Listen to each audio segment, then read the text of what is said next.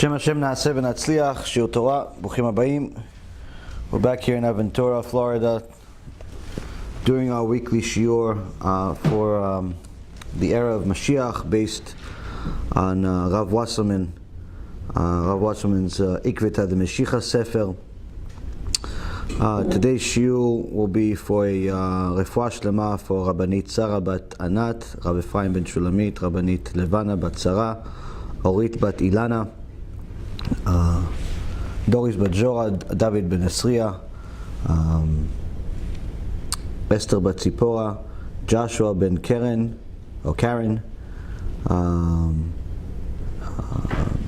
Michal bat Yael, Serach bat Batya, Batya bat Sarah, Dvora bat Mercedes, Esther bat Tzipora, also Tatiana, Yehudi bat Sarah, Vimesh ben Noach, and all of Am Yisrael B'ezrat Hashem will have refuah shlema, refuat nefesh, refuat aguf. Oh, and also refuah shlema for Yitro ben Avraham and Talia bat Sarah, and also atzlacha rabba to Yitro ben Avraham, Oshri ben Doris, Gabi ben Doris, Elad ben Doris, Shaul ben Farzane, and all of the wonderful people that donate their time, their money, their resources of any kind to Irgun Be'ezrat Hashem, and Baruch Hashem are shlichim, are messengers of Hashem to help us spread the word of Hashem. Of course, for anyone who is part of social media or the news and things of that nature, see Baruch Hashem that there is a lot of heat that's coming over the last week. This several articles that were written about us by a few Reshaim that want to become famous. You know, no one's paying attention to them for 10 years, so they figured maybe they write some article about someone that actually gets people to watch the shiurim and do TeShuva. Figure maybe that's going to help their life. It's a wonderful thing, because you see that HaKadosh Baruch Hu is separating who the righteous, who the wicked are in clear day. And the best part about it is that, what are they? They're not going for to prove a point. They're going for complete destruction. You know, they want me to, they want the Igud HaRabbanim to ban me. They want YouTube to ban me. They want everything, all the anything. If it was if possible, kill me too, maybe. And then there's some wrote articles. One guy asked me if I want to debate him because I called his rabbi a kofir. So he says maybe I want to come and debate him.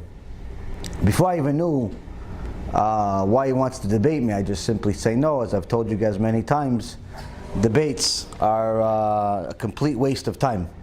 We're here to help people do TeShuva. We're not here to debate and show our speaking prowess. You misuse a gift and HaKadosh Baruch Hu can take it away from you. There's really no point of debating somebody when there's no debate. If there was something to prove, fine, but there's an halacha. We have our chazal, we have our sages, they say one, your rabbi says the other. It's our obligation to be a moche, to rebuke. Why? Because that's the obligation of every Jew. Needless to say, someone that has a public influence. As the Gemara says in several places, Masechet Avodah Zarah, Masechet Shabbat, Masechet Sanhedrin, and other places, someone that has the ability to rebuke and doesn't, the sins go on him. The sins go on him. If he was able to rebuke his family, the Gemara says, and he doesn't, their sins go on him. If he was able to rebuke his community and he doesn't, then the entire community sins go on him. If he was able to rebuke the world, like he's a Gdol Ador, the whole world knows who he is, and he doesn't, The whole world's sins go on him. HaShem Yishmor v'yatzil. Meaning a person could be a Talmid Chacham, learn Torah all day, do everything possible that to do Ritzon Hashem and still end up in Gehinnom. Why? Other people's sins. But not really other people's sins. Your sin. Your sin of not telling them that they're sinning. So, of course, there's every time you produce Kedusha, there's going to be something that's the opposite. The Tumah is going to fight back. There's no way to expect the other side not to fight back. As the Rambam told one of his Talmidim in a letter that was disappointed that this one particular rabbi was going against him. So the Rambam says, why are you surprised? Why are you surprised he's going against you? You rebuked him, you exposed his sheker, that he's a liar. What do you expect him to just, he got hit. What do you expect him to just sit there and do nothing? Of course he's going to hit back. So of course it's going to do that, but Baruch Hashem, HaKadosh Baruch Hu protects those that are trying to do His will, as it says in your Tefillah, and you say in Tehillim, Retzon Yereav Ya'aseh, Ve'et Shavatam Yishma V'yoshem. The will of those who fear Him, He will fulfill, and their cries He will hear, and He will save them. So, not that for a second we're afraid to rebuke the world, but and whoever needs to be rebuked. But the point being is that many times you fight alone. When we were fighting this Christian missionary going into a synagogue several years ago, it seemed like we were alone. But at the end of the day, Baruch Hashem, it was all one big test. And sometimes it feels like you're fighting alone. But Baruch Hashem, Kadosh Baruch Hu is doing everything possible to make us realize that we're never alone. Not only He's there, but also as other people that have Yirat Shamayim. So in the last several days, I got three calls from three different tzaddikim at the Igud HaRabbanim, telling me, hey, listen, we're getting a lot of pressure for what's going on. You know, we made a video, some people are upset, and they're putting a lot of heat on us to bar you, to get you out of the Igud HaRabbanim. And we just, each three of them completed 3 different calls. I don't even know if they know that each one of them called me. And we just want to let you know, we got your back.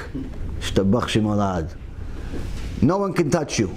Why? He says this is their words. I'm not saying I'm not agreeing. I just say this is what they say. He said, you're Ish Kadosh. You're doing what you're supposed to do to get Am Yisrael to do TeShuva. They're simply Tme'im. These people are simply full of Tum'ah, full of impurity, and you're exposing them. He says, you speak our language. The fact that they want to destroy Am Yisrael by bringing Christian missionaries, the fact that they want to distort the Torah in all types of awful ways, and you're finally exposing them because no one's exposed them in decades, and they're complaining about it now. He says, you speak our language, we got your back. So, again, not that I ever suspected, and not necessarily that I ever expected. But it's nice. It's nice to find good people that could defend the Torah when the Torah needs defending. Because unfortunately, Rabotai, we have a Mishnah. We have a Mishnah that in a Masechet Avot that says that every day there's a bat kol coming from Mount Chorev who says, Oy la briot me'elbona shel Torah. Woe to the creation for desecrating our Torah. And unfortunately, part of the desecrating of the Torah that we see on a daily basis, whether it's people distorting halakha or distorting different things, people are not defending it. Now, Baruch Hashem, just as to get it all out of the way right out of the beginning, we have another little bit of good news. Remember, I told you a few days ago that Rasha from England, what was his name? Mervis, Ephraim Mervis, Shem Rashaim Yerkav, he came out with a chidush to his kfirah, and he said in a video, and I have the video, and there was an article written about it, and that he was talking to some guy that had some past of mental illness, or present of mental illness, I'm not sure. But anyway, what did he say? He says that, Mirvis says, that according to him, because you're never going to find a single source of this in the entire Torah. How do I know? The Gedol Hador just responded. The Gedol Hador checked the entire Torah. I didn't, but the Gedol Hador checked the entire Torah.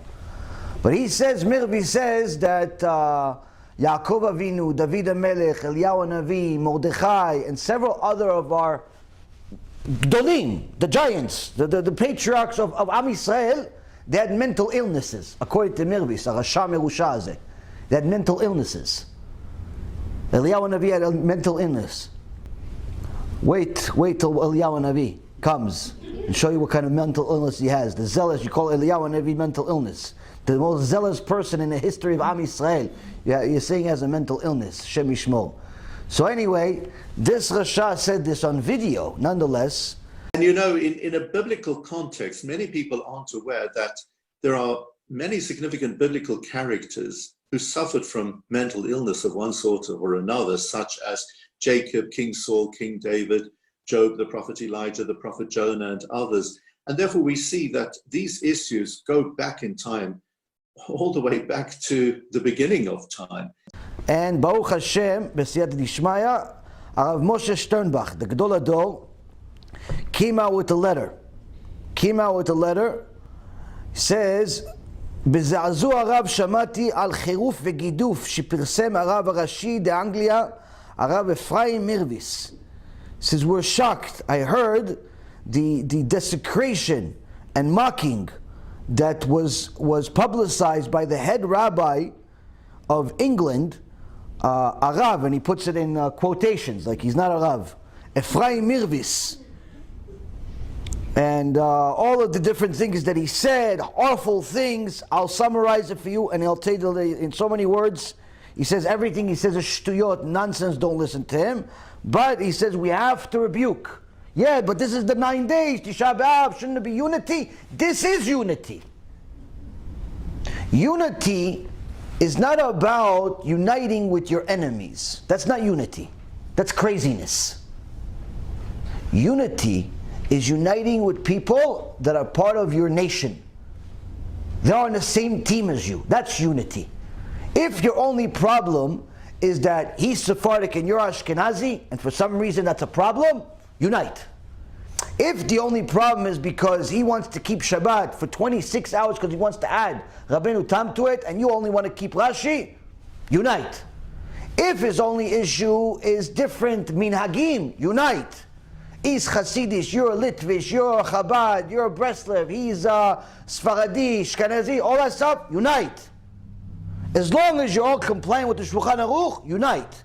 But if he is desecrating the Shulchan Aruch, desecrating the Torah, there's no unity.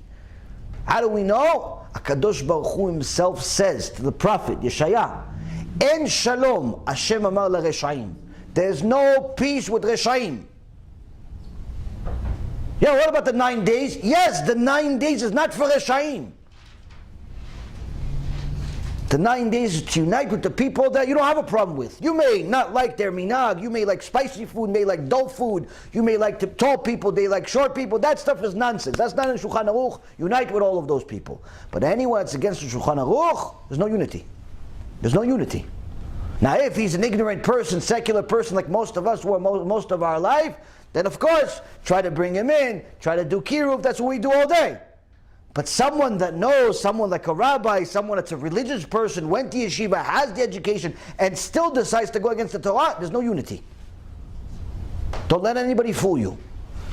And the Gedol Hador wrote this letter during the 9 days. Why? To show us this point, and then he finishes with this.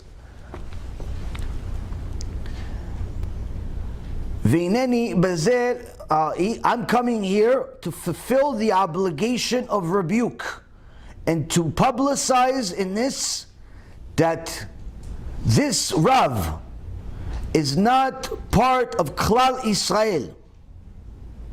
He's not part of the Orthodox people of Am Yisrael, and everything that he says, betalim umuftalim, they're cancelled and they're completely insignificant, based on themselves, meaning they have no source. They're not connected and they're not existent. Who? The head rabbi of England is non-existent. He's not part of Am Yisrael. He's He's not part of Am Yisrael. Why? Because Am Yisrael, Am HaKadosh, follows the Torah. And those that don't follow Torah for the most part is because of ignorance, not because they hate Hashem. Somebody like this, that's a person that hates Hashem. Why? You change Hashem's words. You change Hashem's words, you mock His Torah.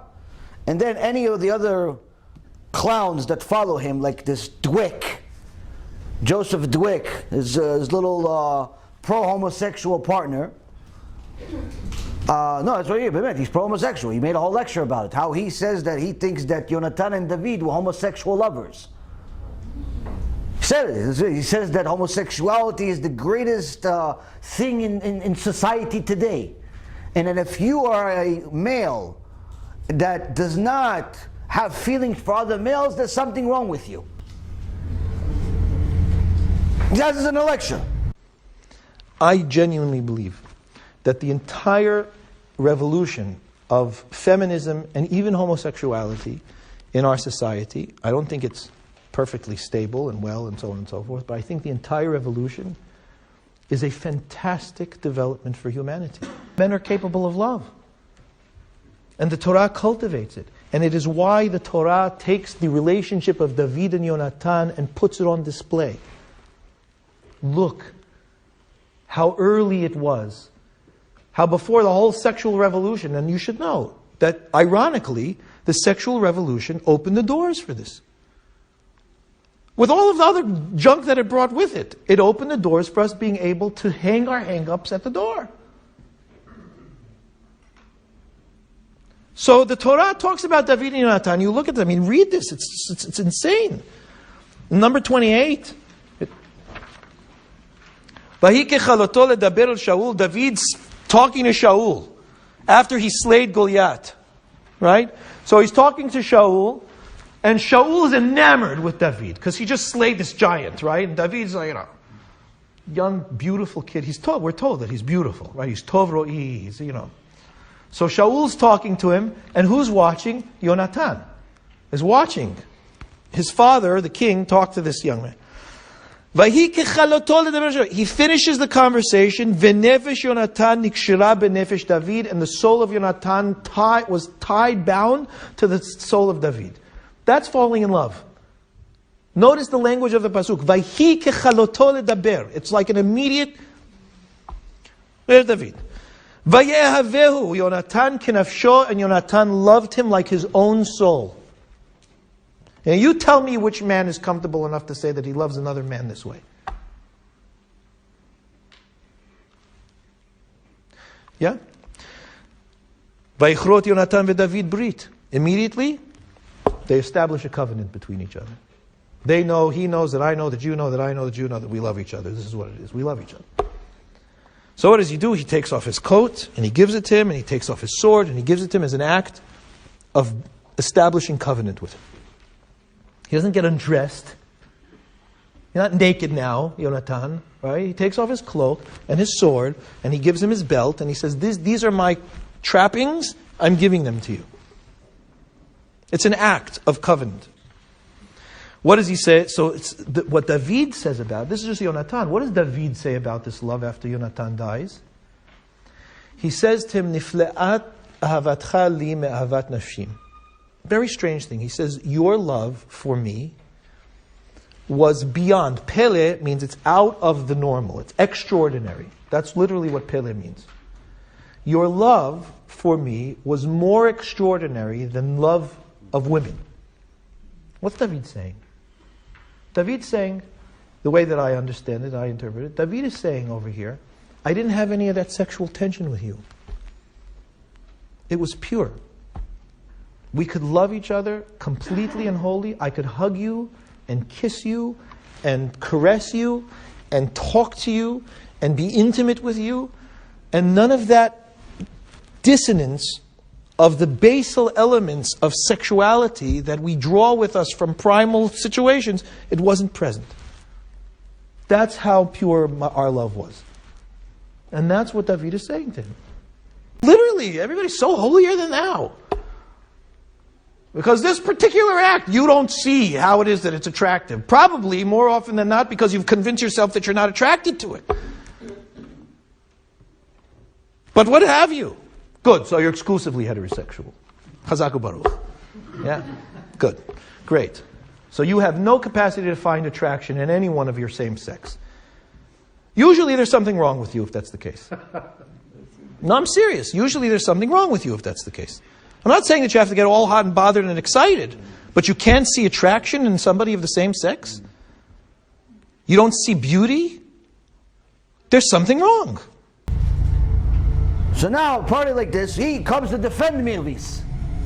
He came to defend Mirvis. No. He didn't mean mental illness like this. He meant depression. He meant they were depressed. You know, Eliyahu Navi was depressed. Mordechai was depressed. Yaakov Avinu was depressed. First of all, when we say illness, we have to understand that there is a range. If you have a cold, wouldn't you say that you're ill? Yes. You can have a cold, or, not you, but one person can have a cold, and another person can have, severe pathological disease that is life-threatening. There is a range of illness. Mental illness simply means that your mind is not functioning at optimum healthy levels. That's all. So anything outside of that is ill. And that includes minor depressions, that includes any obsessiveness, that includes a whole bunch of things. And yes, of course, Yaakov had mental illness. And when the pasuk says that Yaakov is tam, and Rashi doesn't say perfect. See, this is one of the problems, unfortunately, of reading a translated version of Rashi, because you don't get the accuracy. Rashi says he was whole, he was complete, which means he was a wholesome man. It doesn't mean he didn't get sick. They didn't get sick. Sometimes a person gets sick. One doesn't necessarily have control over one's own mind and how that functions. So yes, the Hachamim say that because of his thinking, the way that his mind was, he had no nivu'ah for all the years that Yosef was gone. And he was in depression the entire time. That wasn't good. So, the interpretation, there's nowhere anywhere that says mental illness in all of the Hebrew writing. So that's some kind of interpreted translation. But of course, one can see that as mental illness on a certain level. These are not words that Am Yisrael speaks. If you didn't see it in the Torah, you cannot say it. And even if you see a sage say certain things, it doesn't mean you're allowed to say it. There are certain things the sages say, and they paskin a certain way. But if the rest of Klal Yisrael, the rest of the Gdolim, say, no, we don't paskin like him. He's a Gadol, he's a Tzaddik, he's everything, but we don't paskin like him. Guess what? Even though he's a Gadol and he made a psak, you're not allowed to go with him. Why? Because you have to go with what has been accepted among Am Yisrael. There are many, many halachot by different Gdolim that are contrary to the Shulchan Aruch. You can't go like that. Why? Unless the Shulchan Aruch leaves an opening, you can't. You have to go by Shulchan Aruch. Why? Because Shulchan Aruch was what's accepted among Am Yisrael. And the point is, Rabotai, when somebody starts distorting the Torah, mocking the Torah, modernizing the Torah, we have an obligation to rebuke for the sake of Am Yisrael. Why? We live in a generation where people simply do not know the difference between right and wrong anymore. We are so used to wrong that when someone says something right, it sounds off. We're so used to wrong, when somebody rebukes the wrong, we're like, well, why are you doing that? Why don't you just make peace with them? Why don't you guys become friends?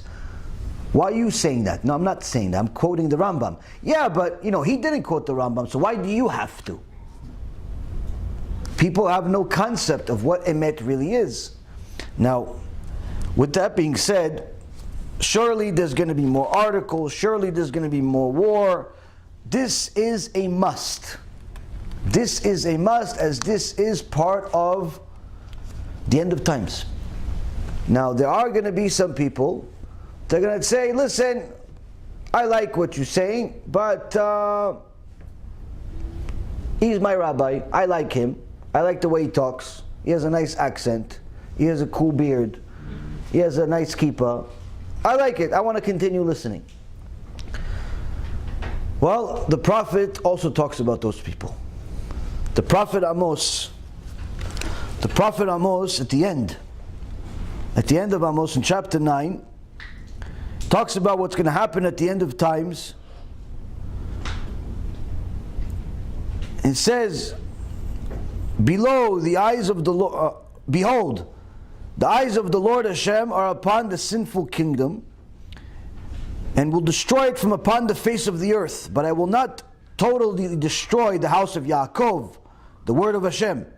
For behold, I decreed that I will shake out the house of Israel among all the nations, as grain is shaken in sieve, and not a pebble falls to the ground. They will perish by the sword, all the sinners of my people, those who say, not because of us the evil approach any sooner. On that day I will raise up the fallen booth of David. Meaning he'll bring the Mashiach. I will repair their breaches and raise up its ruins, and I will build it up as in the days of old. So that they upon whom my name is called may inherit the remnant of Edom and all of the nations. The word of Hashem, who shall do this? It says in the end of times, after a bunch of craziness, the righteous will be saved. They'll inherit everything in the world. People say, oh, what about Eretz Yisrael? How is everybody going to fit? The whole world's going to turn to Eretz Yisrael. Because the only thing that's going to be left are people that are complying with Shulchan Aruch, complying with Torah. Now, one of those people that say, no, but I don't want to fight. I want unity. Kadosh Baruch Hu says those people are going to be part of the people that will be destructed if they're united with the wrong people.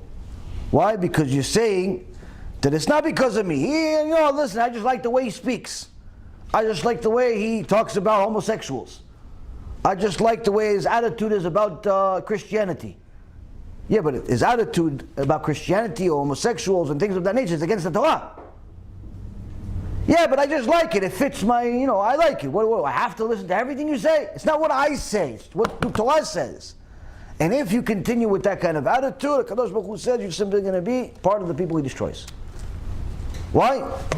Dafka. That's why. That's what Hashem says. Now, this means, Rabotai Yekarim, that the times before Mashiach are going to get a lot busier, a lot crazier. So much so that Rabbi Elimelech Lizhensk, one of the Talmidim of the Talmid Muvhak of the Baal Shem Tov, Rabbi Elimelech Lizhensk,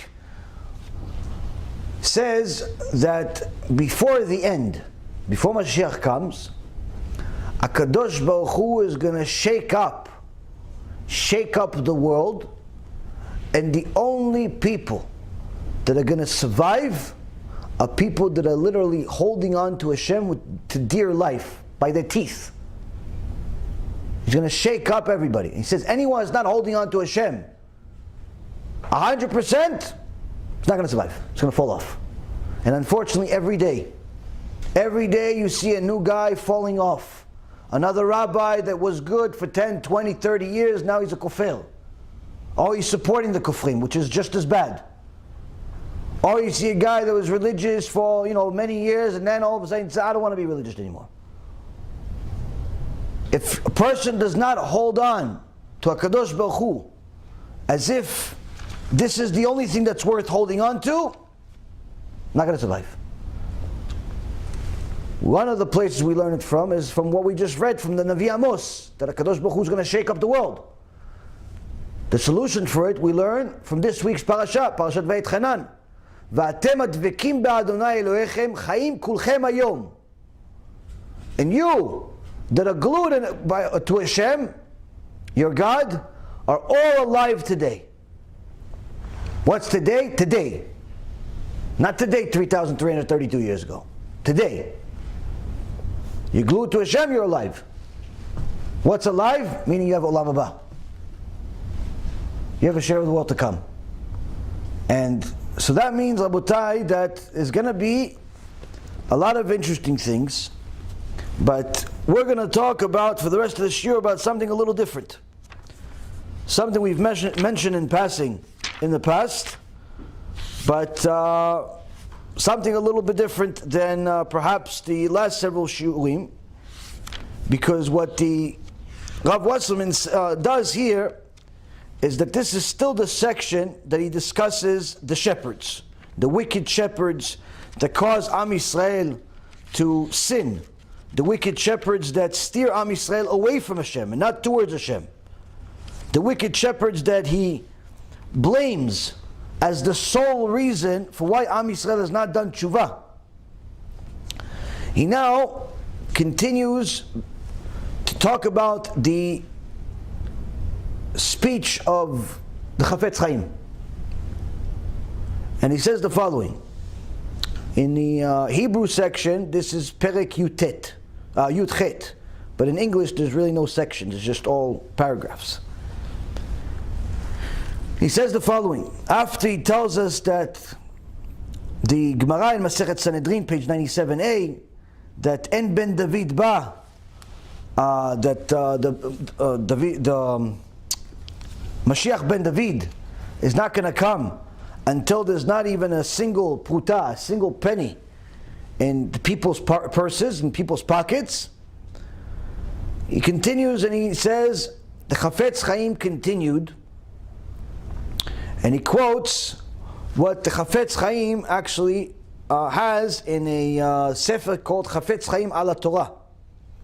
Chofetz Chaim ala Torah, pages 67, 68. He says the following, he quotes him.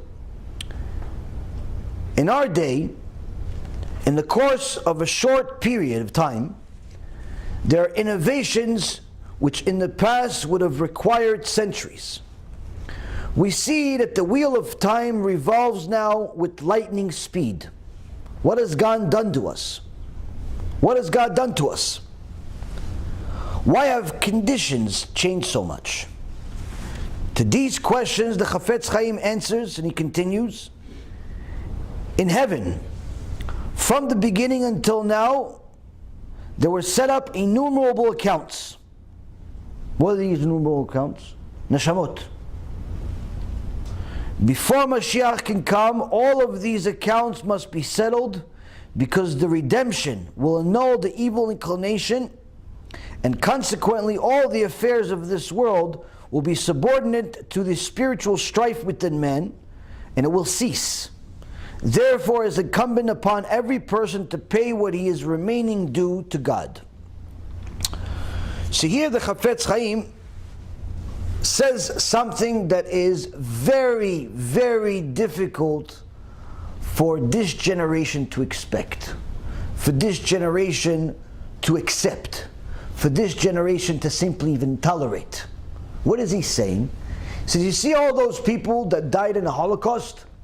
Little kids, babies, religious people, good people.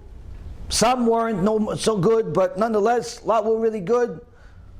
We like to call all 6 million Jews Kedoshim.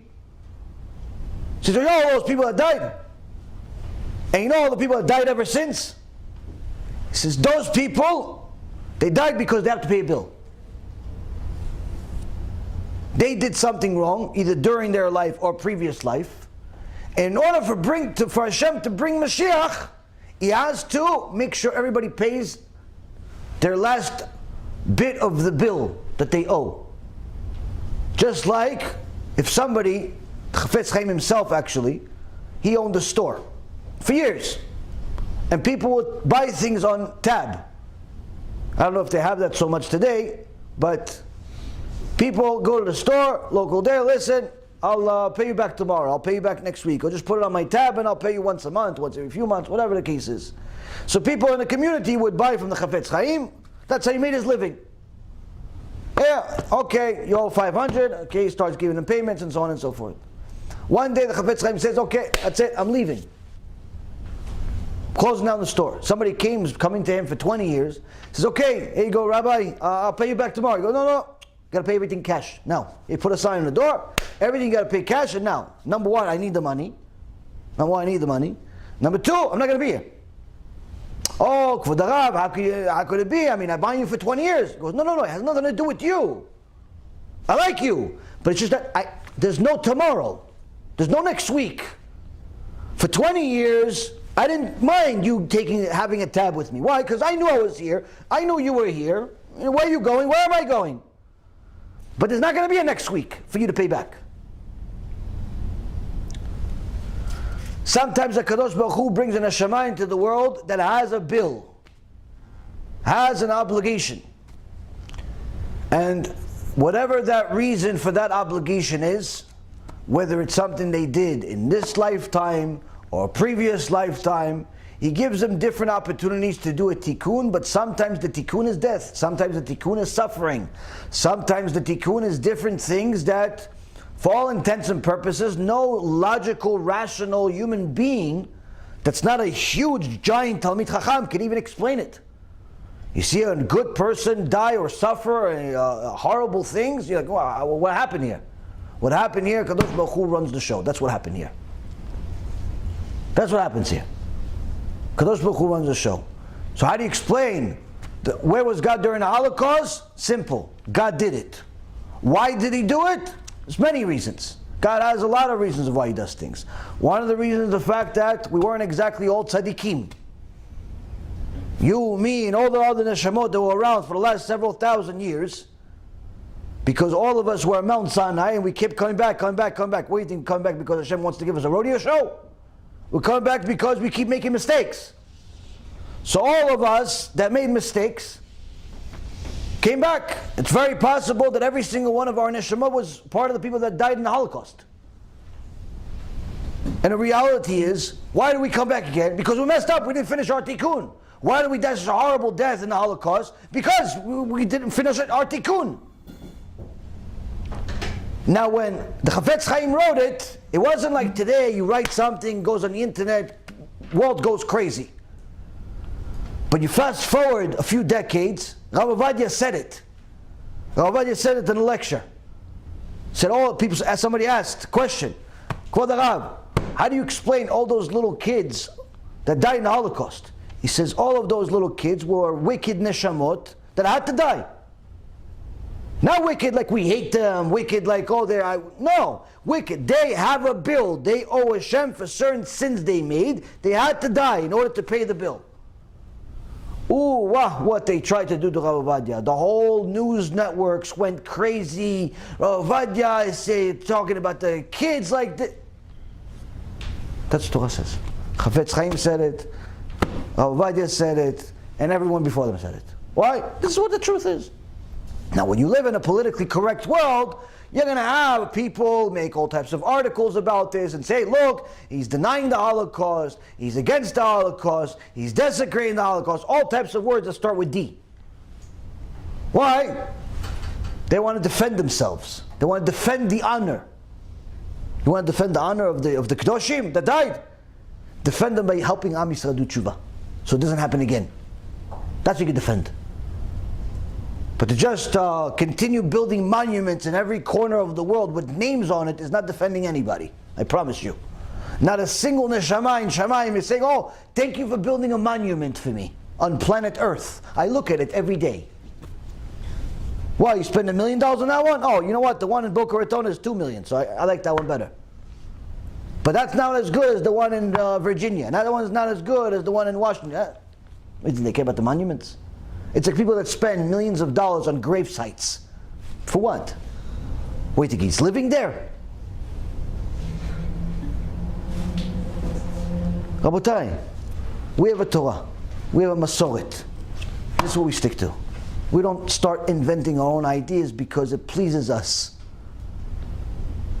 Now, sometimes people don't like this type of truth because they want to live in fantasy island.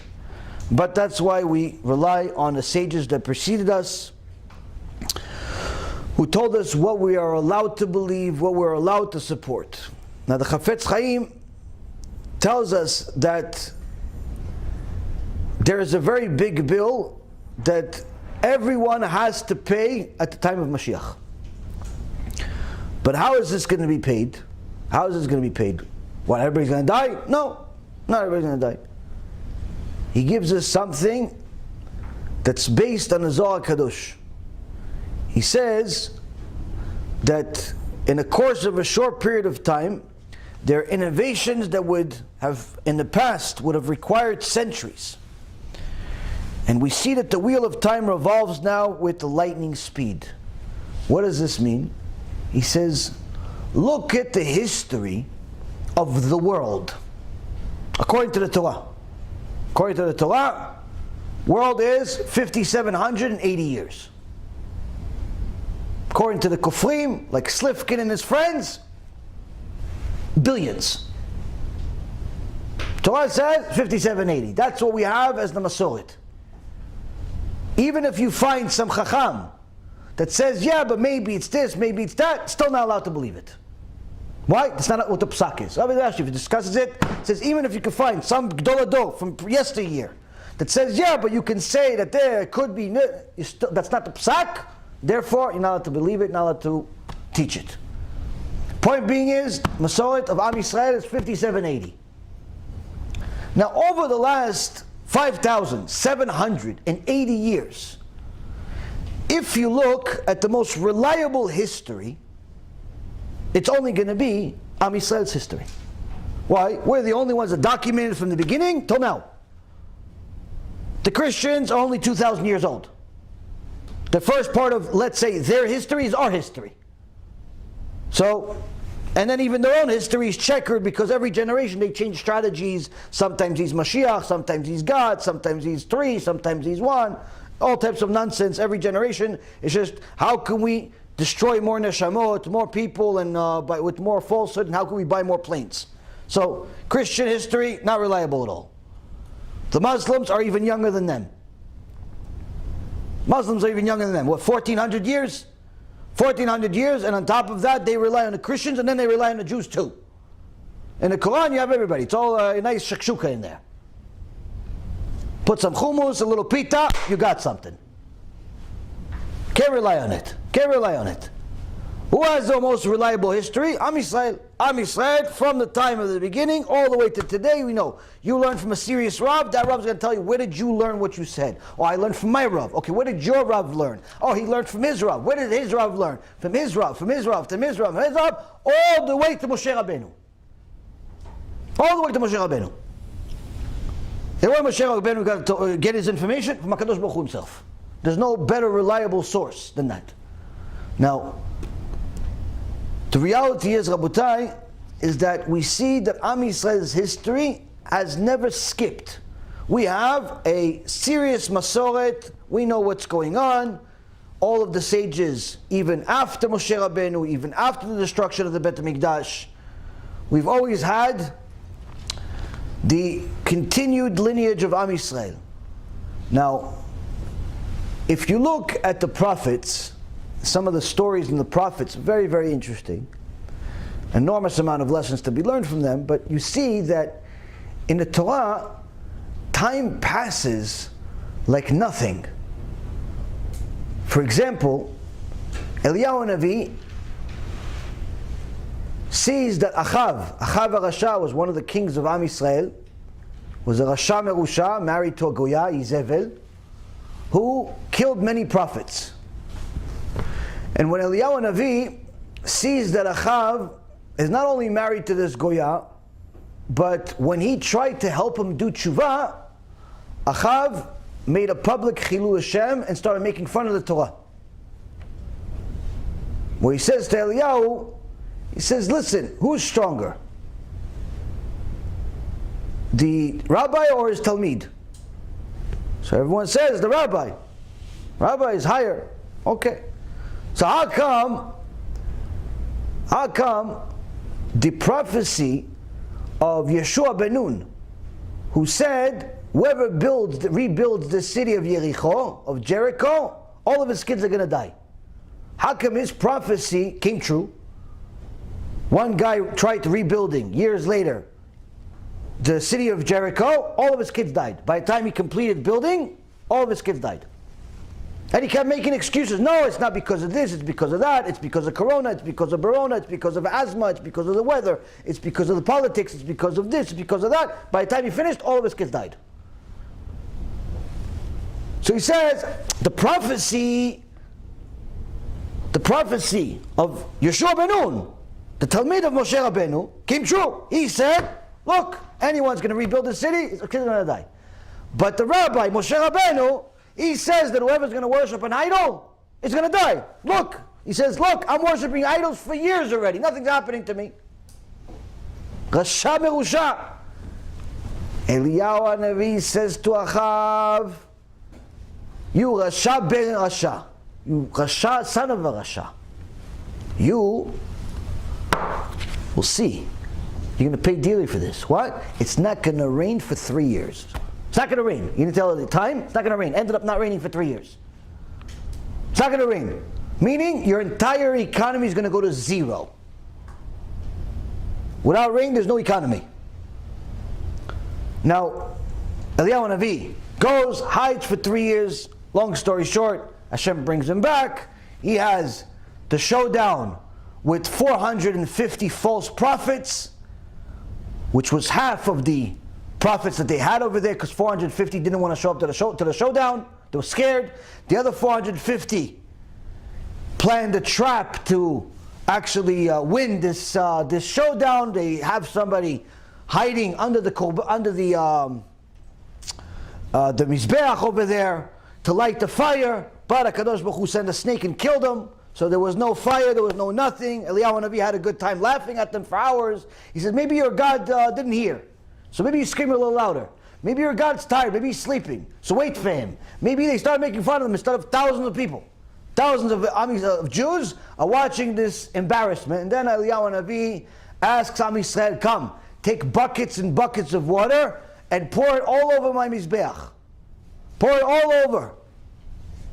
Making it completely inflammable. Can't light this thing for your life.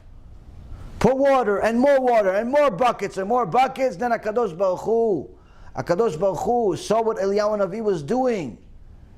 And when Eliyahu HaNavi says, Aneni Hashem, Aneni, answer me Hashem, answer me, HaKadosh Baruch Hu sent a fire that consumed the korban, consumed the mizbeach, and consumed the water, consumed everything of the ground. Everyone saw who the only God is. Now, from the beginning of the story to the end of the story, how long? 3 years. 3 years passed. 3 years people are starving to death. 3 years people don't have any food. How about starvation? Baruch Hashem, we don't know anything about starvation. People think starvation is when they're hungry at 12 o'clock at night and there's nothing to eat in the fridge. Oh, I'm starving. He ate dinner 3 hours ago, but he's starving. Or he doesn't have the potato chips he likes. He doesn't have his potato. I'm starving. I can't believe we don't have it. That's what we think starvation is. Shtabach Shemo. But no, we're not starving. People starving. At the time of the Jeremiah the prophet. Time of Jeremiah the prophet. You're going to read Lamentations tomorrow. Tomorrow night is HaShem. The book of Echa. Echa is Lamentations in English. The prophet Jeremiah says something horrific. He says, merciful women or compassionate women ended up boiling their own children and made them food. That's how much starvation they had 2,000 plus years ago. They ate their kids. Yakut Shimoni says people lost their mind completely from the starvation. They said, it's too bad that both me and my child will starve to death. So why don't I just eat my kids so at least one of us survives? Completely lost their mind from the starvation. Now again, time elapsed, years between the beginning, the end, all that stuff, lots of time passed. But in the Torah you see that time passes from one point to another. Years pass, not much changes, but nonetheless, that's history for the most part of 5,780 years. But yet the Chofetz Chaim says that before Mashiach comes, there's going to be a sign where HaKadosh Baruch Hu is going to speed up time. Not that there will be less than 24 hours a day, but rather that there's going to be innovations Innovations that would have taken centuries in the past are literally going to take days, months, maybe a few years, but nonetheless very quickly. Now if you go back to the times of Jeremiah over 2,000 years ago, at that time there was a famous Chacham that was a Gentile by the name of Aristotle. He lived at the time of Jeremiah. Now if you brought Jeremiah to today and you showed him a plane, one of these 777s, holds hundreds of people, a little city in the air, tell him, how long do you think it took to develop this from your point? From the point where the first plane came out to this plane. Aristotle would tell you, it probably took 2,000 years, 1,000 years, 500 years. Truth is, not even close. From the time of the Warner Brothers, first plane to 777, less than a century. In fact, when you see what kind of development we've had in the last couple of hundred years, you're actually seeing the words of the Chofetz Chaim become more real than we could imagine. Where did the Chofetz Chaim get this from? The Zohar Kadosh. The Zohar Kadosh in Parashat Vayera, page 117a, says the following, and this is very good for all of those rationalists that deny the legitimacy of the Zohar Kadosh. How do you deny what the Zohar wrote over 2,000 years ago and we're about to read? The Zohar Kadosh says, close to the 5600th year, meaning the 600 year and the 5,000, so 180 years ago, we're at 5780. Close to the 5600th year, the gates of wisdom in heaven and earth will open to fix the world in an extraordinary way to prepare for Shabbat, meaning the year 6000. Based on the verse, where do they get this from? Where did Rabbi Shimon Bar Yochai get this from? That this gates of wisdom that will fix the world, open from heaven, open from earth, discoveries that we've never seen before, the speed of things happening like we've never seen before. Where did he get it from? He says we get this is one of the secrets we get from Parashat Noach. Where? Parashat Noach, Sefer Bereshit, chapter 7, verse number 11, where it says in the 600th year of Noach's life, and then it says all of the fountains of the great deep burst forth and the windows of the heavens were opened. He says one of the secrets beyond the pshat, the basic meaning of this verse, is symbolizing what will happen before Mashiach, is that the gates of heaven and also of earth, of wisdom, will open. Just like they were open at the time of Noach, but in a different way. So, this means, Rabotai, that in the last 180 years, a lot has had to happen. Now, if you look at all of history, you look at the discoveries that were documented, many things were discovered, many establishments were made and so on, but of no value in comparison to what happened in the last couple hundred years. We'll name a few. In the year 1850, anesthesia became something of a standard in the world today, saving tens of millions of people's lives. Anyone that ever had a surgery or any type of medical procedure knows the value of anesthesia. You don't know what the value of anesthesia? Just take a knife, stab yourself a few times, and see how much that hurts. So imagine that same knife needs to save your life, but without the pain. That's anesthesia. Some expert gives you an IV, puts a few chemicals into your body. It has to be precise, because if he puts too much, it'll kill you. He puts too little, you're going to feel everything. Puts chemicals in your body, it has to be precise. He has to monitor everything, and they can pretty much rip your body apart, and you won't feel a thing. Sometimes it's local anesthesia, sometimes it's complete anesthesia, but this was, Rabotai, when? 1850. 1850. 170 years ago. Most of us start our day after we say Modani with what? Go to the bathroom. Now, people don't think it's a big deal to have a bathroom unless you live in a third world country. You live in a third world country and then you come to America or you come to one of the more modern countries and you see what a bathroom is, like, wow, rediscovering the wheel. Why?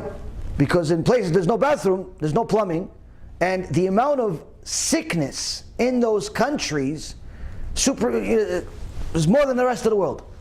Because the filth that comes out of your body is full of disease too. There's no plumbing, lots of disease. Now this bathroom system that we're all used to, we all even spoiled. We have bidets.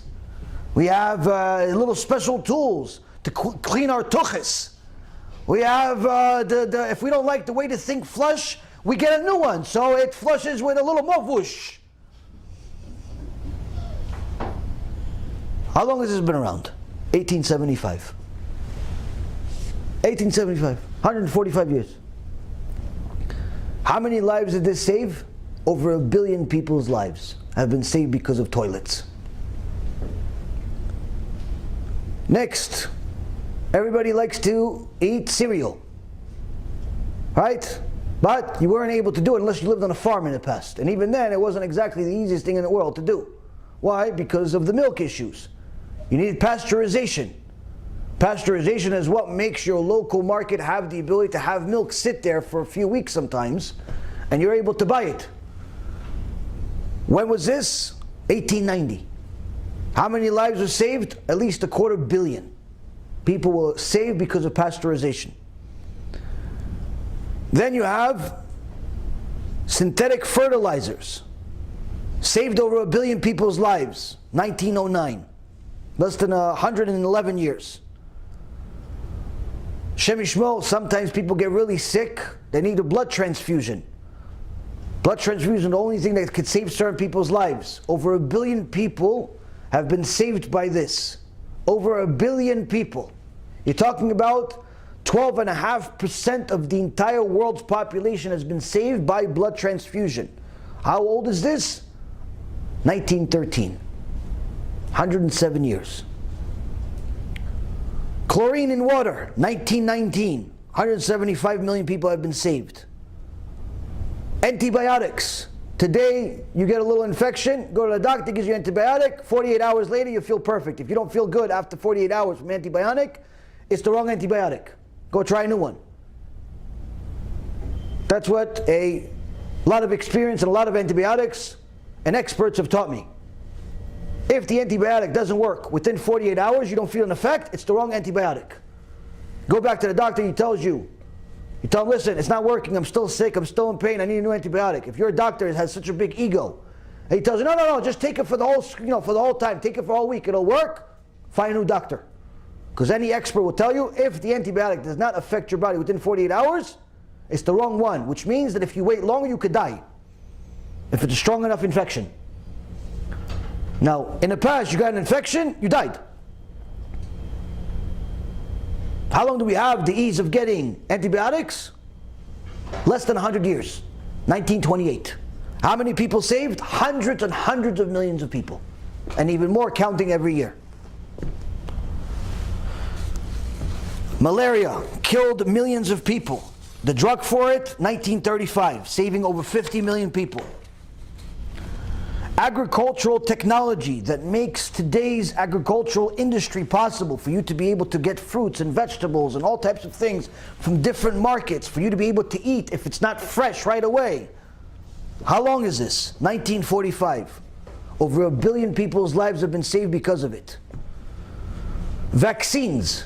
Vaccines to all these viruses that are saving us, whether it's ones that you agree with or disagree with. Polio and the others that have killed many, many people. You don't take a polio vaccine and you get polio, you're in trouble. One of the former presidents of the United States had polio.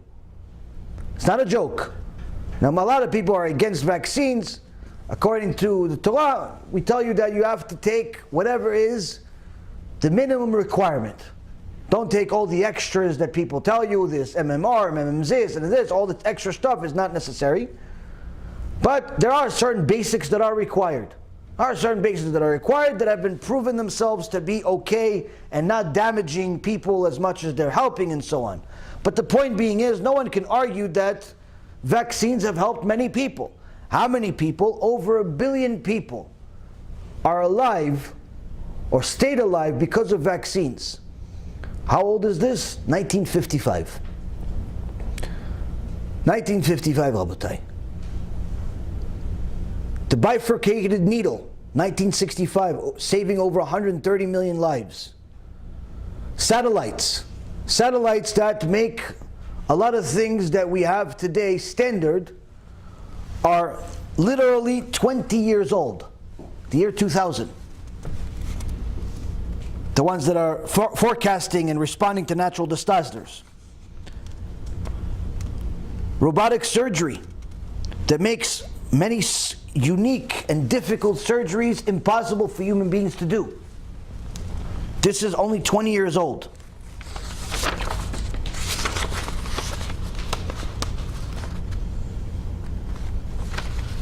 The point of this is that you see that the breakthroughs, the greatest technological, agricultural, medicinal breakthroughs in history to the extent of saving society at large have all overwhelmingly happened during the exact time that the Zohar HaKadosh said they would happen.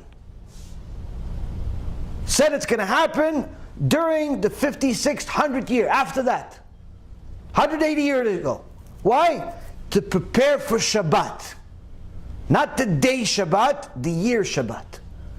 The 6,000th year. To prepare for the days of Mashiach. And that's what the Chofetz Chaim is quoting here. He says, you look, in the past, how long it took for people to overcome a disease. How long it took for people to overcome a starvation. How long it took for a recovery to happen from a war. Some type of disaster. Just look at the world in the last 100 years. Last 100 years, what did you have? You have entire civilizations born and destroyed. You had the whole communism take over parts of the world. Then you had socialism, the Nazi socialist. Then you had the Russians, the Soviets. Then you have the Arabs, and still do. Whether it's Hamas, or Hezbollah, or Daesh, or ISIS, or Al-Qaeda. All of these different people. You had Zionism. Interestingly enough, every single one of them was connected to Am Yisrael in one way or another. How? Usually trying to destroy Am Yisrael. The greatest civilizations in the world, in history, the most powerful, the Assyrians, the Babylonians, the Romans, the Greeks, the Nazis, the Turks, the Spaniards. Every single one of them were massive civilizations. The Egyptians, people that literally conquered the entire world. Every single one of them practically tried to destroy Am Yisrael. Like they couldn't continue their existence without trying to destroy us. Like it wasn't enough for them to conquer the whole world. They had to conquer a little tiny country that if you don't know exactly where it is, you can't even find it. Like if you look at the globe and you say, I want to see Israel. Where is it? Where is it? Go find it for me. If you don't know exactly where it is, you're not going to find it. It's so tiny, it could fit inside Florida. It's so tiny, it could fit inside New Jersey, inside New York. Practically all of the states in America, the states are bigger than Israel. This tiny little country. And not only the tiny country, Dafka they want Jerusalem. Like, wait, you can't just conquer all of Egypt, all of Greece, all of Rome, all of this, all of America, everything else. You have to go Dafka over here. Like, you can't just continue with your life. Like, it's not enough that you conquered 2/4 of the world, 3/4 of the world. You have to go for this tiny little dot, for these few people there. Showing you how, no matter what we do, the world revolves around Am Yisrael. You can call it one thing or the other. It's just a reality. You can say this is racist. You can say it's politically incorrect. You can say it's not nice. You can say whatever you want. Everyone knows it. The world revolves around Am Yisrael. Why? That's the chosen people. That's what HaKadosh Baruch Hu decided. And every one of those great civilizations, they were massive in number, massive in power, massive with money, massive in every aspect. Every single one of them that try to destroy us, HaKadosh Baruch Hu removed them from the world. You don't see a single memory of them. When was the last time you saw an Assyrian running around the streets? When was the last time you got a discovery from a Babylonian? When was the last time you met a Roman? The Greeks of today are not the Greeks of 2,000 years ago. It's a completely different people. The Egyptians of today are only similar to the Egyptians of 3,000 years ago by name, nothing else. They don't have the same beliefs. They don't have the same history. The Egyptians of back then were idol worshippers. Egyptians of today, many of them are either Christians or Muslims. More Muslims than Christians. No connection whatsoever to their Egyptians of 3,000 years ago. Nazis? Yeah, go find me Hitler. Yeah, you have a bunch of skinhead losers that have nothing to do with their life, that just want to hate because they don't know anything else in their life. They need a hug or something. But that's not real Nazis. They're just losers. Just losers. People that are just losers. We're talking about, oh, where's the Hitler? Where's the Mein Kampf? Where's nothing? Zero. Gone from the world. Wiped out like it never existed. Gone. Not a recollection whatsoever. Nothing. Zero. Same thing with any enemy of HaShem, which means enemy of Am Yisrael. So you see here, Rabotai, Am Yisrael, whether we like it or not, is unique, is chosen, is special. But it only gets the special treatment if it does the will of the Omnipresent. If it does the will of HaKadosh Baruch Hu. If it does the will of HaKadosh Baruch Hu destroys its enemies. When it doesn't, HaKadosh Baruch Hu uses the enemies to rebuke his people. Now in the last couple of 100 years, we had so many different events happen to Am Yisrael that you sometimes ask yourself, why can't we be like Sweden, where there's literally nothing going on? When was the last time you heard of bad news from Sweden? What did they have? They didn't get enough wrappers for the chocolates? What happens in Sweden? More cows, less cows? Nothing. Nothing happens. You're never going to see Sweden in the news. I don't even know if they have a news network. What are they going to be on the news? But Israel, this little tiny little speck of a country, this little few million people, every single day, every single hour, one of us is on the news.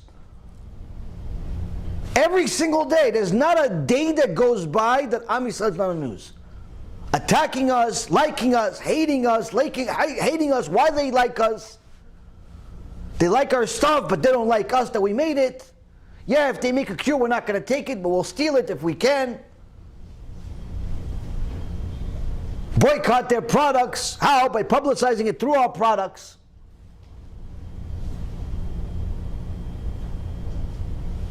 Am Yisrael is in the news all the time, every day, like it or not. We cannot be like Sweden. We cannot be like some of these countries you've never even heard about, and you're never gonna hear about.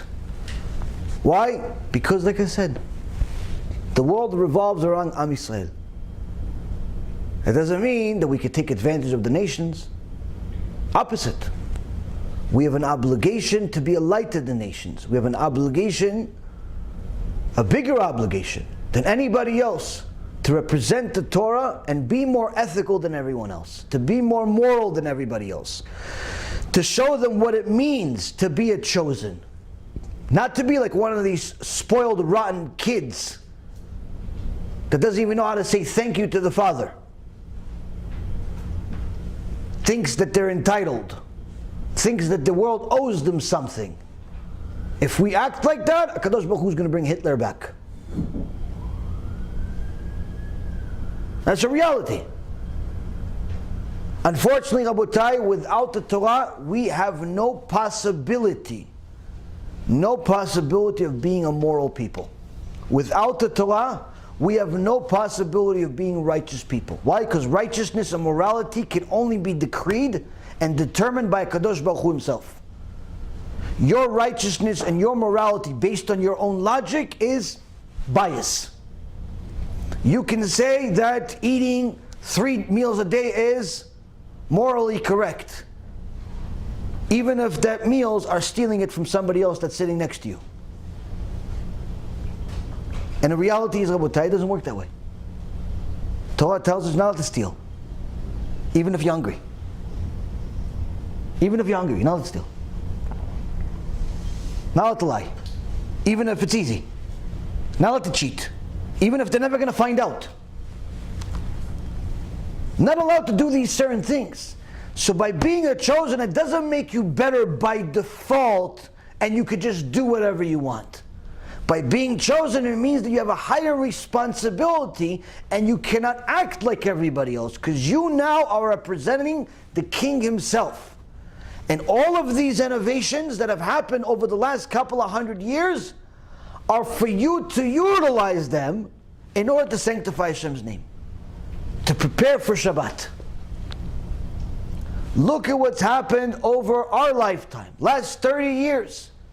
The internet has boomed to the point where it's become as standard as electricity. I remember when the internet first became something that people started having in houses, and it made all types of strange noises and took 15 minutes to finally get to one page that was on the internet. There was nothing to do, but it was exciting to hear this weird noise. And you were used to just waiting 15 minutes. Like you thought it was like a little cow or something in your computer, but that's what you knew. No one could even imagine that you just fast forward a few years and internet is going to be as standard as electricity. You simply cannot function without it, especially in Western society. But at the same token, you could do horrible things with it, you could do fantastic things with it. You could waste your life watching nonsensical videos, and you could also watch Torah and save your life. You could just buy a bunch of junk to fill up more closets full of stuff you're never going to use, or you can go and buy groceries and not have to leave your house to see all the immorality and immodesty in the streets. You could do business on it, you could cheat on it. You can publicize Torah, you can publicize Chilul Hashem. No one thought that this was even a remote possibility when it first came out when I was a kid. You thought this noise is there forever. Maybe they'll come up with new games. Maybe they'll come up with some more pages to read, more text that you care less about, but that's the only thing they have. Maybe you'll get more news. Hashem Yishmo, maybe more porn.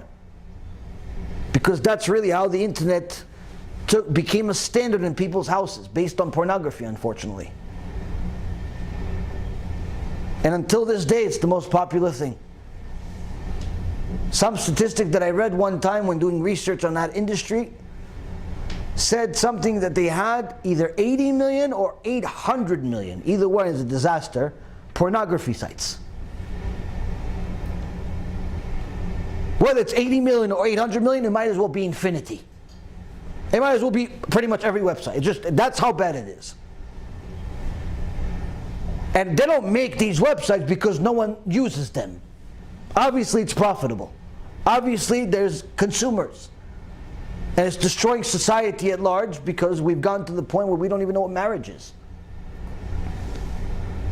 So you have a tool on the internet that literally destroys lives on a daily basis. But then you have BezratHashem.org. Then you have Shurei Torah by Rabbanim that actually want to help Am Yisrael do TeShuva. Then you have different resources that you can use to rediscover HaKadosh Baruch Hu in a way that you've never seen before. I spoke to a very old friend of mine today. I haven't spoken to him in years. And him and I always had interesting conversations in the past. And he contacted me and we talked for a little while. And he tells me, he's like, listen, he has a organization where he tries to help people that live or grow up in underprivileged communities and have a tough time getting good jobs. So they grow up in the projects, they grow up in different bad neighborhoods. And when they finally get to an age where they have to start getting real jobs, they have a hard time because their mentality is distorted. Their mentality is distorted. Because they either see themselves as broke in the projects, maybe sell drugs, maybe work at some deli, or become a superstar rapper or athlete or actor. Like that, is practically printing money until he goes broke or dies from drugs.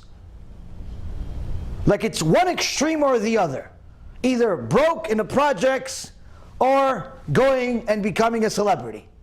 Like there's just no middle ground in their mentality many times. And I told them, this is in the Torah. This mentality is in the Torah. It says where? It says that HaKadosh Baruch Hu took Am Yisrael out of Egypt with the Yad Chazaka ve'Azroa Netuya, with a strong arm. A strong arm. What is a strong arm? HaKadosh Baruch Hu doesn't have an arm. Everybody knows that. Hashem does not have an arm, does not have a body, does not have the likeness of a body. So what does it mean that he took Am Yisrael out of Egypt with a strong arm? The sages tell us that after slavery, that was so hard that people literally wished to die, they would wake up in the morning to find out that the Egyptians killed more of their kids. They would wake up in the morning to see this happening. If he didn't meet his quota, didn't make enough bricks, they took his kid and put him in the bricks instead.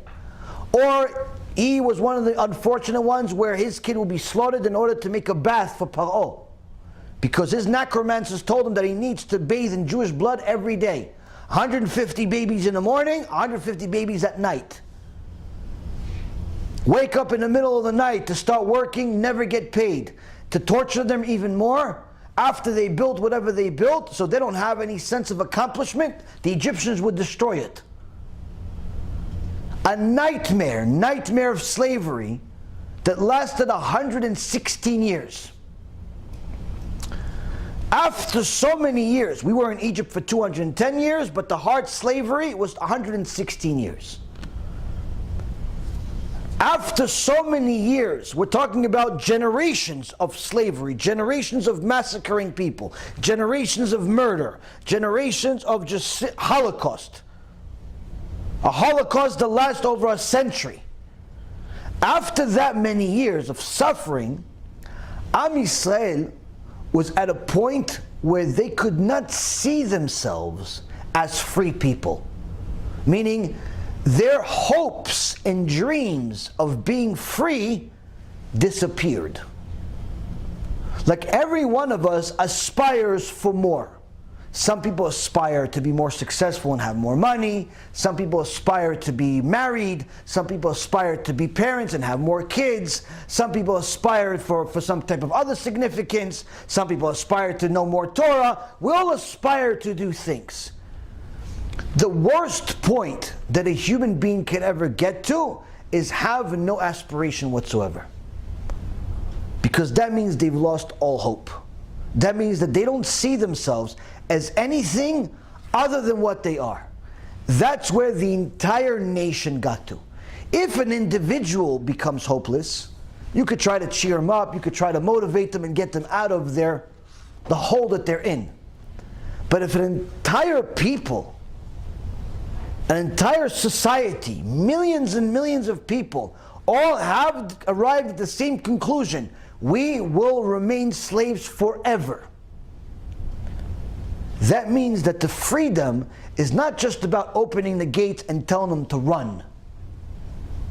Moshe Rabbeinu had to convince them that freedom is available to them. Freedom is possible. Freedom is real. And because they never saw themselves as anything beyond slaves, they didn't believe him. And that's why Kadosh Baruch Hu had to force them to leave Egypt with a strong arm, with miracles, with all types of things. Even then, it wasn't 100% successful. In fact, it was only 20% successful. Only 20% of the people left Egypt. The other 80% died in Egypt. They simply did not want to leave, either because they couldn't see themselves as slaves, or they arrived at the conclusion that, you know what, if I'm free, let me just be free here. Why should I go to the desert? I'll just be free here. I'll open up a store right next to where Paro's throne was. I'll open up a new deli right next to the pyramid. I'll open up a hat store, maybe some souvenirs. I'll stay here. Why do I need to go somewhere else? Why do I need to go to the desert? If you're saying I'm free, fine, I'll be free, but I'll be free here. They didn't want to leave. And Hashem killed all of them during the darkness plague. And that's why it says chamushim. Chamushim means 20%, 1/5 of Am Yisrael left Egypt. But even that 20%, Hashem had to take them out with a strong arm. This is no different than parts of society, whether it be in America or anywhere else in the world, that are still struggling because they don't see themselves as anything but what they are.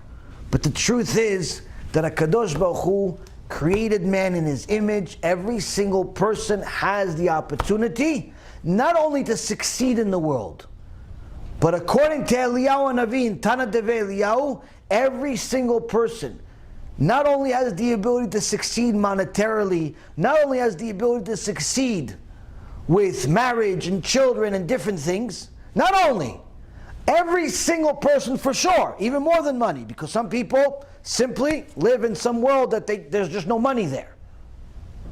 Or perhaps they don't have arms and legs, so they're never going to be able to be a successful athlete. Or they have no ability to procreate, so they're never going to be a father. So there are certain physical limitations that some people have. But one thing that no one has a limitation in is spirituality. Eliyahu Navi Zachor L'Tov says, every single person, whether it's Jew or Gentile, male or female, young or old, servant or mistress, every single person has the ability to serve Hashem to the point of perfecting their character and arriving at a point where they have Ruach HaKodesh and prophecy. That every person has the ability to do. Meaning nobody has any excuses. So it doesn't matter where you came from. It doesn't matter how bad your starting point was. What matters is what your ending point is. Now, many people among Am Yisrael have good starting points, but end up bad. Some have terrible starting points, but end up good. Everyone has the same options. Everyone has their deck of cards that Hashem gives them to play with. And the reality is that if we make excuses for ourselves, we've already failed before we started. But this is also why before Mashiach comes, Hashem is going to ease the hardship that we have by making it easier for us to learn Torah, easy for us to share Torah, easy for us to see Hashem, easier than any other generation before us. Because in the old days, a few hundred years ago, if you wanted to read a Sefer, you wanted to read Gemara, you couldn't just go on the internet, press a couple of buttons, and a couple of days later it arrives. You couldn't just go to a local store because every community has a local Jewish store that has books. No, you had to go find out which rich person has this book and then communicate with them to have him agree to let you live in his house for several months until you finish the book. That means that you had to travel there, and it could have taken you weeks or months to arrive at this guy's house, to stay there for a few months, to read the books that he has, and then leave. That's how learning Torah was. Today, you can get the entire Torah with one button. Either the hard copy or a soft copy on the internet. But the point is that HaShem made this internet available for that. Some people tell me I have a hard time reading. So no problem, just watch all of our videos. You watch all of our videos, you'll be smarter than your rabbi. Not because we're smart, but because there's a lot of material there. Hundreds and hundreds of videos, probably a couple of thousand videos already. All aspects of Torah to perfect your character traits. You could be a fantastic human being. Surely at some point you should read, but definitely a fantastic starting point and something you should continue even after you become a Talmid Chacham. That's why several people that are rabbis and Talmid Chachamim, they also watch the Shiurim. It's just a lot of Torah, and every week a few more Shiurim. You want short ones, we have clips every day. You want long ones, we have the lectures every week. Point being is that HaKadosh Baruch Hu made it easy for us to see Him. As He says in this week's parasha, if you look for me, you will find me. But only if you look for me with all of your heart and all of your soul. If you look for Hashem, you will find Hashem. But only if you look hard enough. Sometimes people tell me, yeah, listen, I don't know, I went to yeshiva, but I don't know if I believe in God. Yes, maybe you went to yeshiva, but you didn't look for Hashem. What do you mean? But I went to yeshiva. Okay, I went to a lot of places. Doesn't mean that I was looking for anything. To look for Hashem means that you have to actively and consciously look for Hashem in everything. The reality is, it's very easy to find it. You just got to pay attention to the creation. But sometimes people pretend to look, but in reality, they're looking away. Because finding Hashem obligates you to change your life. So the Chofetz Chaim is telling us that these innovations that in past years took an enormous amount of time will all speed up before Mashiach comes and get to a point where we are going to be able to utilize these things to do TeShuva. Now, all of these great civilization, whether it be the evil Nazis or the Soviets or the communists and so on, many people, when they saw them and they dealt with them, thought that they were untouchable. People idolized Stalin. Idolized him. They thought that Stalin was never going to die. People would check him every day, his doctors would check him every day. He says, he could live at least a few hundred more years.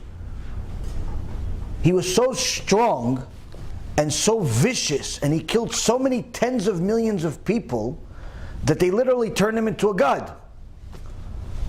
So there was one time in Purim, Rav Zilber was happy during Purim. It's mitzvah to be happy.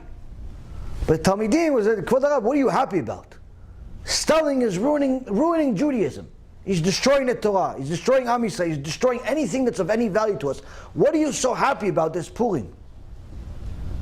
Now Rav Zilber says to them, Stalin is just a little tiny little thing. Tiny little thing that HaKadosh Baruch Hu could simply just remove him from the world. No, but come on, Rabbi, his doctors say that he can live at least another couple of 100 years. Look how strong he is. He's metal, this guy. Doesn't have any feeling, doesn't have any blood. Rabbi Zilber left, saying to them, Ayad Hashem tiktzor, or is Hashem short-handed here? Meaning, is there anything that Hashem can't do? And he continued being happy. And shortly after, the world found out that the strong Stalin that they idolized and thought he's going to live forever had a brain aneurysm and died. Like a dog. Not living till forever, not living nothing. But when he was alive, people thought he was going to be alive forever. Same thing with Hitler. Same thing with all of the other people. Same thing with all of them. People always think that the bad will last forever. The bad is just there for us to learn from what not to do, and also for us to do tshuva. Now, Rav Wasserman continues to quote Chofetz Chaim saying that these things that have changed in the world, that sped up the process of what's happening in the world, are simply to prepare the world for its ultimate tikkun of when the Mashiach will come. Because as the Chofetz Chaim said, that when the Mashiach comes, after the war of Gog and Magog, the Mashiach will destroy all of the enemies without weapons, without tanks, without F-16s, without machine guns, without grenades, without atomic bombs, simply with the word of Hashem. Poof. People spend a lot of time and energy and money and weapons. Mashiach's not going to need any weapons. Not even a gun. Not a knife even. No, even his grandfather, David Melech, needed a weapon. When David Melech went to war, unlike today's leaders that just tell people to go to war, David Melech actually went to war. You know, today, my friend tells me, he's like, the problem in the world today is that the people that tell you to go to war never went to war themselves. So they figure, we're going to bomb this one, we're going to eat this one, we're going to do this one, that one, shoot everybody. Why? Because you don't know how hard it is and how many people die and injuries and all types of suffering and post-traumatic stress and so on. You just, shoot this one, bomb that one, and that's it. Time of David Melech went to war. David Melech had a special bow and arrow. Every arrow you shoot, 800 people would die. Single arrow. Single arrow. And on this, David Melech cried.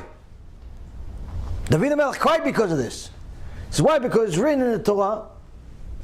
It's written in the Torah that Yipol mitzitcha elef, that on your side it's supposed to fall 1,000. Meaning that my arrow should kill 1,000 if I was fully righteous. One arrow, one bow, one thing, should be 1,000 people, Hashem. You start crying. Hashem says, but this is a little bit tiny punishment for that whole misunderstanding with Uriah Hitti. So it's 800. You lost 200. You lost 200. David Melech cried over this. The Mashiach's not even going to need a bow and arrow. His grandson, not going to need a bow and arrow. Nothing. He's going to be able to smell the sins of people. Know who's righteous, who's wrong, say a word, finished. Now, all of this technology is not for him. Meaning he's not going to utilize the internet to send viruses to different governments. He's not going to utilize the weapon system to bomb anyone. He's not going to utilize the different technological advancements in order to build an army. All of these technological advancements are for us, not for the Mashiach. For what? To utilize them in order to prepare for Mashiach. And time is of the essence. Because as the Rav Wasserman continues, says from the time the Chofetz Chaim gave utterance to all of this, the speed with which events develop has increased still further. Things happen literally overnight. When years ago they would have needed generations, it seems that the time cycle hastens forward, spurred on by the command, quicker, quicker. Every thinking person will understand that we are living in a unique period which is destined finally to change the whole world order. From day to day, the process gathers speed. So Rav Wasserman says, look, 20 years have passed since the Chofetz Chaim said all of this. 2,000 years before that, 2,500 years before that, Zohar Kadosh said the same thing. But Chofetz Chaim said that this is happening as we live, as we see it in our own eyes. And Rav Wasserman saying it's happening and it's now speeding up. 80 years have passed since Rav Wasserman said this. And needless to say, things are speeding up. Just look at the historical events that happen in any one of your lives. Put aside, we already learned what happened in the last 180 years. Major achievements, accomplishments, changes of countries, of people, major things that have happened. Put that aside. Just think about what has happened since I was born. Whether you're 15 or you're 30 or 50, just think about what has happened in the world in the last 15, 20 years. And you see how many major things that are changing the world forever are happening as we speak, and it can continue to happen. And it's happening much faster than any other time before in history. Why? HaKadosh Baruch Hu is closing the store. Now, in order to close the store, he has to make sure that everybody has an opportunity to pay the bill. Now, recently I told you about a Gemara in Masechet Chagiga that says that HaKadosh Baruch Hu saw the world and knew that it could not continue to exist without having the Torah for 1,000 generations. So he decided to take this world and give it the Torah after only 26 generations. So what to do, since the system itself that he built required 1,000 generations, he put all of those neshamot that would have lived throughout those 974 generations, and he put a little bit of them in every generation. Those are the Erev Rav. These are people that are wicked. And he put a little bit of it in every generation. Some of them actually end up doing tshuva. Some of them cause other people to go against Hashem. Most of them do. But the point is that Hashem knew that if he put all of these people in one generation, it would destroy the world. So you had to sprinkle a little bit in every generation.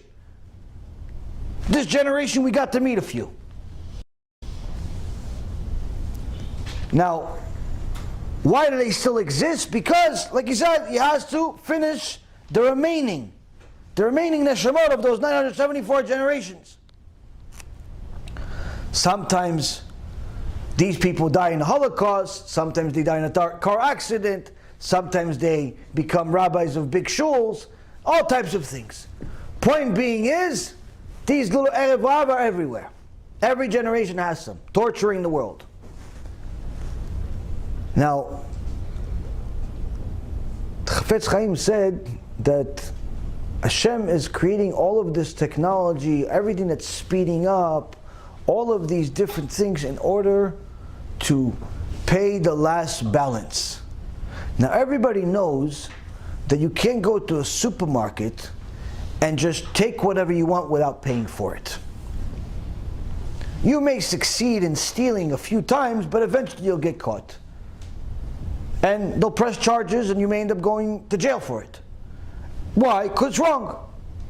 Everyone knows you cannot continue stealing and there's no consequence. Has to be. Can't just keep taking from the store for no reason. You have to. Yeah, but I like it. Doesn't matter you like it. Yeah, but I want it. Doesn't make a difference. You want it, you like it, you have to buy it. You have to pay for it. So how come it's so difficult for people to understand that you can't just live in this world a full lifetime and take stuff from HaShem for free without paying for it? Why is that so hard for people to understand? If you understand that you can't go to a store and just take whatever you want and not pay for it, surely you could understand you can't just live in God's world without having to pay for it. Now, for all of those tough-minded people, stubborn people that don't want to understand it, HaKadosh Baruch Hu speeds up the process.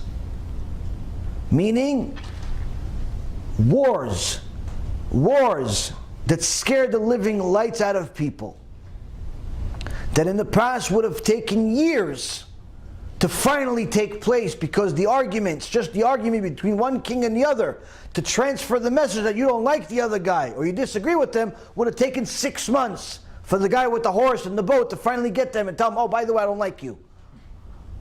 Okay, I'll let him know. And you go back another 6 months. Hey, by the way, he said he doesn't like you. Okay, tell him I don't like him either. 6 months later, to finally get to a point where you go to war, we're taking sometimes years of hatred, years of betraying each other, years of going against them and not paying their taxes and so on. Years it would have taken. Today, one button, one hack of an email, one hack of a weapon system, 1 second. Every single day, people that watch the news are scared that something's going to happen. Iran's going to attack. China's going to attack. Pakistan's going to attack. Everybody's scared to death of war. Why? Because everyone knows today it could happen in any second. Everyone is hot and is like looking to fight. They don't even know why anymore. A couple of years ago, Russia put out a newswire that they have a submarine with over 200 atomic bombs on it. No one knows where this submarine is. Why do you have so many atomic bombs? What are you going to bomb other than the entire world? Other than destroying the whole world, what else are you going to do with this thing? Every day, there's something happening. Oh yeah, the Americans hacked the Russian system. The Russians hacked the American system. China benefited from it. Iran got some weapons out of it. Every day there's somebody is scared war is going to happen. And then on top of it, financial collapses. Every day people are worried. Why? One press of a button could ruin the entire economy here. There's certain things that could happen that are called black swans, which in a very, very short and vague description, it's unexpected events that cannot be counted for. Could simply destroy the economy, the marketplace, and literally put a country like America, one day that's in a surplus, the next day in a depression. A depression is not something that any of you have seen in your lifetimes. We had something close to it, but not an actual depression. Now, depression means no one has jobs. No one has food. You pretty much live on the barter system. Yeah, I want a drink. Okay, well, give me your cup. No, but I need the cup back. No. You'll have to find another cup.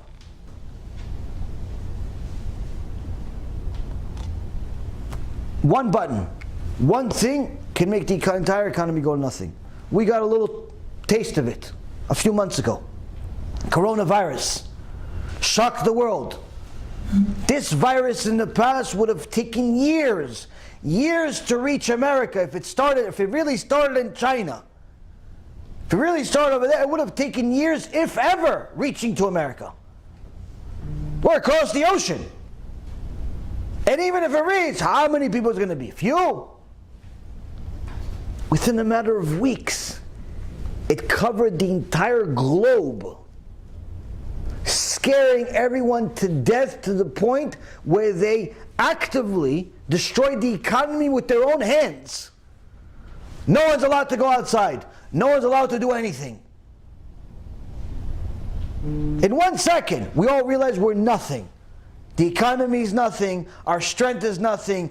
Everything is nothing. In 1 second. Well, a little tiny little virus that you can't even see with the naked eye. Hashem sent into the world. Finished. All your confidence, gone. Market dropped 30% in a couple of days. No one knew what hit them. Anyone that was in the market, all of a sudden became stupid. Why? Nothing worked. The only guys that made money out of it are guys that got lucky, not because they were geniuses. A few people were relatively smart where they foresaw it because they already saw it happening in China and it wasn't affecting the American market yet because there was some delay there. But the point being is the vast majority of people, the biggest experts, the biggest geniuses in the financial markets in the world lost their shirts in a matter of a few days. Better yet, people that were billionaires are broke as a joke right now because of what happened in the oil market over the last couple of months. In a matter of 1 minute, because Russia and Saudi Arabia didn't get to terms, the whole oil market collapsed. It went to zero. Oil, things you need in order to function as a society, went to zero. Like if you had a barrel of oil, you had to pay somebody to store it. They didn't want it. This happened in the last couple of months while you guys were sleeping. Oil went to negative, something that's never happened before. Negative, it was negative value. The thing that you all depend on in order for your house to pretty much be a house, in order for your car to be a car, and not just a bunch of metal with wheels on it. We call that a bicycle. In order for all of these factories and machines to function, oil, the thing that everyone needs, went to a negative value because two countries dislike each other. And it's not even the entire countries, it's just a few people within those countries don't like each other. Okay, I hate you, okay, no agreement. Oil market goes to nothing. This happened in the last couple of months. And it's still happening. The amount of companies in the oil market that are declaring bankruptcy in the last 30 days has surpassed any other time in history. And this I know without even following the stock market. That's how much news this is. It's a complete disaster. And you're talking about oil. I remember having some clients, we always look for people that had oil. Why? If you had oil, you were rich. If somebody ask them, how much money you have? What do you have in the market? Tell you, I have $1 million, $2 million, $3 million. Okay, what other assets do you have? Real estate this. Oh no, I have some oil. Oh, okay, no more questions. No more questions, I don't care what else. Why? Once I know you have oil, that's it, we know you're filthy rich. You have fields. Why? It's a never-ending investment. If you actually made money in oil, that's it. This is for generation after generation. Those very same people lost their shirt in the last 30 days. Billionaires, maybe they have a few million if they sold enough. Now, all of this in the past would have taken years to lose that kind of money. Years to get to such a big disagreement. Years to get to such a situation. Today, one disagreement that took literally 5 minutes. 5 minutes, an entire industry destroyed in a conversation that took place in a couple of minutes. The shiur is longer than that conversation. Now this shiur, at best case scenario, will Bezat Hashem help all of us go to Olam Haba. But that's a world that none of us have seen yet. The world that we're living in was actually dictated by a conversation between a few people that took a couple of minutes. That's how Hashem is running the world right now. To show us how much of a nothing we are, how much nothing is in our hands. Nothing is in our hands. He's going to make a couple of people that have everything to lose decide to commit suicide just to kill the other guy. Because they're both losing. Neither one of them is gaining out of this. Both are destroying their own economies just to get back at each other. So imagine, you hate the other guy, so you drink the poison. Just so long as he drinks it too. That's what's happening right now. It's called murder-suicide. I'm going to kill you even if I have to kill myself. You know who does that? Palestinian terrorists. That's who does that. They just want to kill Jewish people, even if that means they're going to blow themselves up. This, being a terrorist, some guy that was brainwashed his whole life to hate a people he never met, sad reality, but it exists in the world. But you never think that that same mentality will be utilized to control an entire industry that controls pretty much society at large today. You never think that same mentality, same sociopath mentality that thinks murder-suicide is an option is going to be in control of the oil market. You have to understand, these people are more powerful than the President of the United States. They're more powerful of the President of China. Because their decisions affect everyone regardless of whether you want. They don't like each other. Sinat Chinam. Sinat Chinam among the Goyim. They don't like each other, so we're going to destroy each other. And everybody in the process. What's really happening here? HaKadosh Baruch Hu.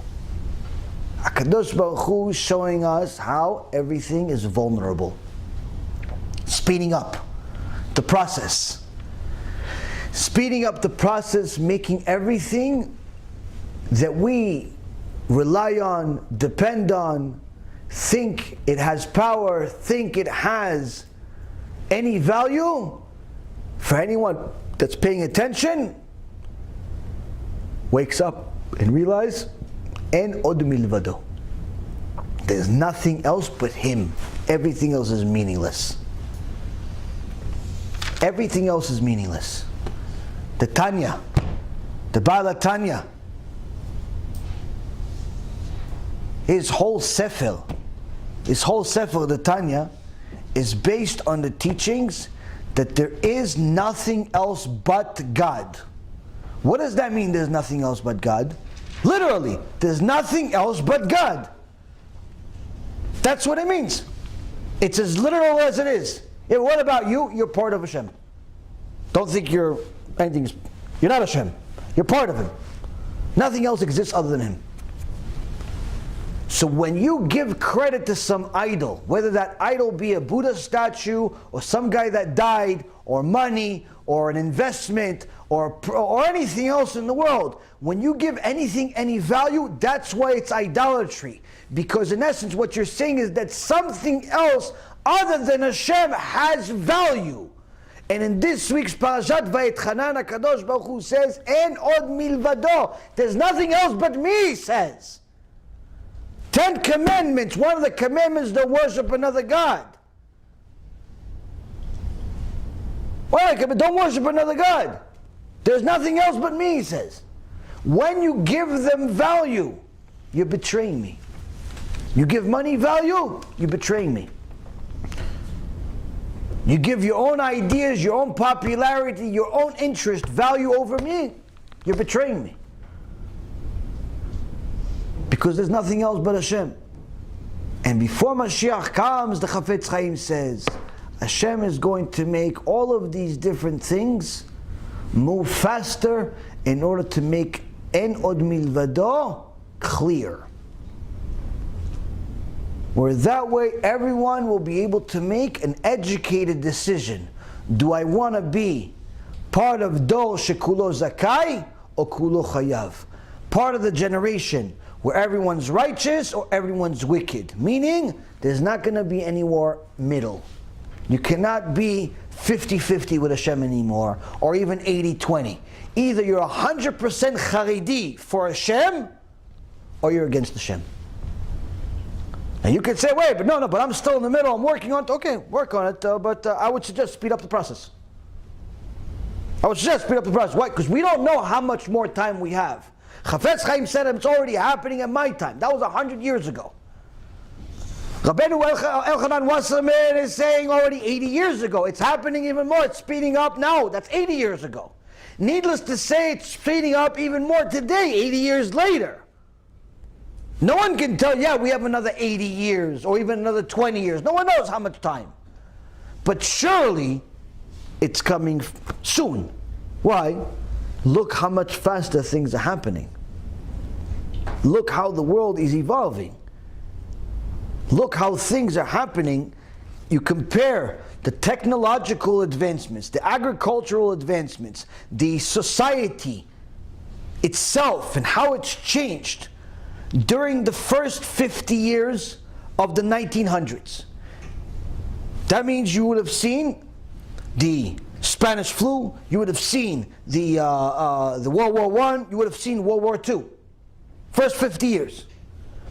You see the next 50 years, from 1950 to 2000. You know, it's in the Vietnam War, the Korean War, Gulf War, all types of different wars, Iran-Iraq wars, lots of different things happening, the Soviet system collapse, all types of major historical events that shape society. But then you look at the last 20 years, and you see that more happened in the last 20 years than the last 100 years combined, as far as things that influence society. Not necessarily as many wars and as many deaths, but the things that will change society tomorrow, much more than any other time in history. More has happened in the last 20 years than what happened at the time of the Rav Wasserman, or at the time of the Chofetz Chaim, or any other time after that. In the last 20 years, during all of our lifetimes, more has happened to influence the world and also to make the world more vulnerable than any other time in history. Why? HaKadosh Baruch Hu is allowing us to see the truth, but at the same token, there are things in the way that are going to confuse us. There are Erev Rav in the way that are going to confuse us. There are different obstacles and Yetzer HaRas that are going to confuse us. Because the Yetzer HaRa knows this is his last show.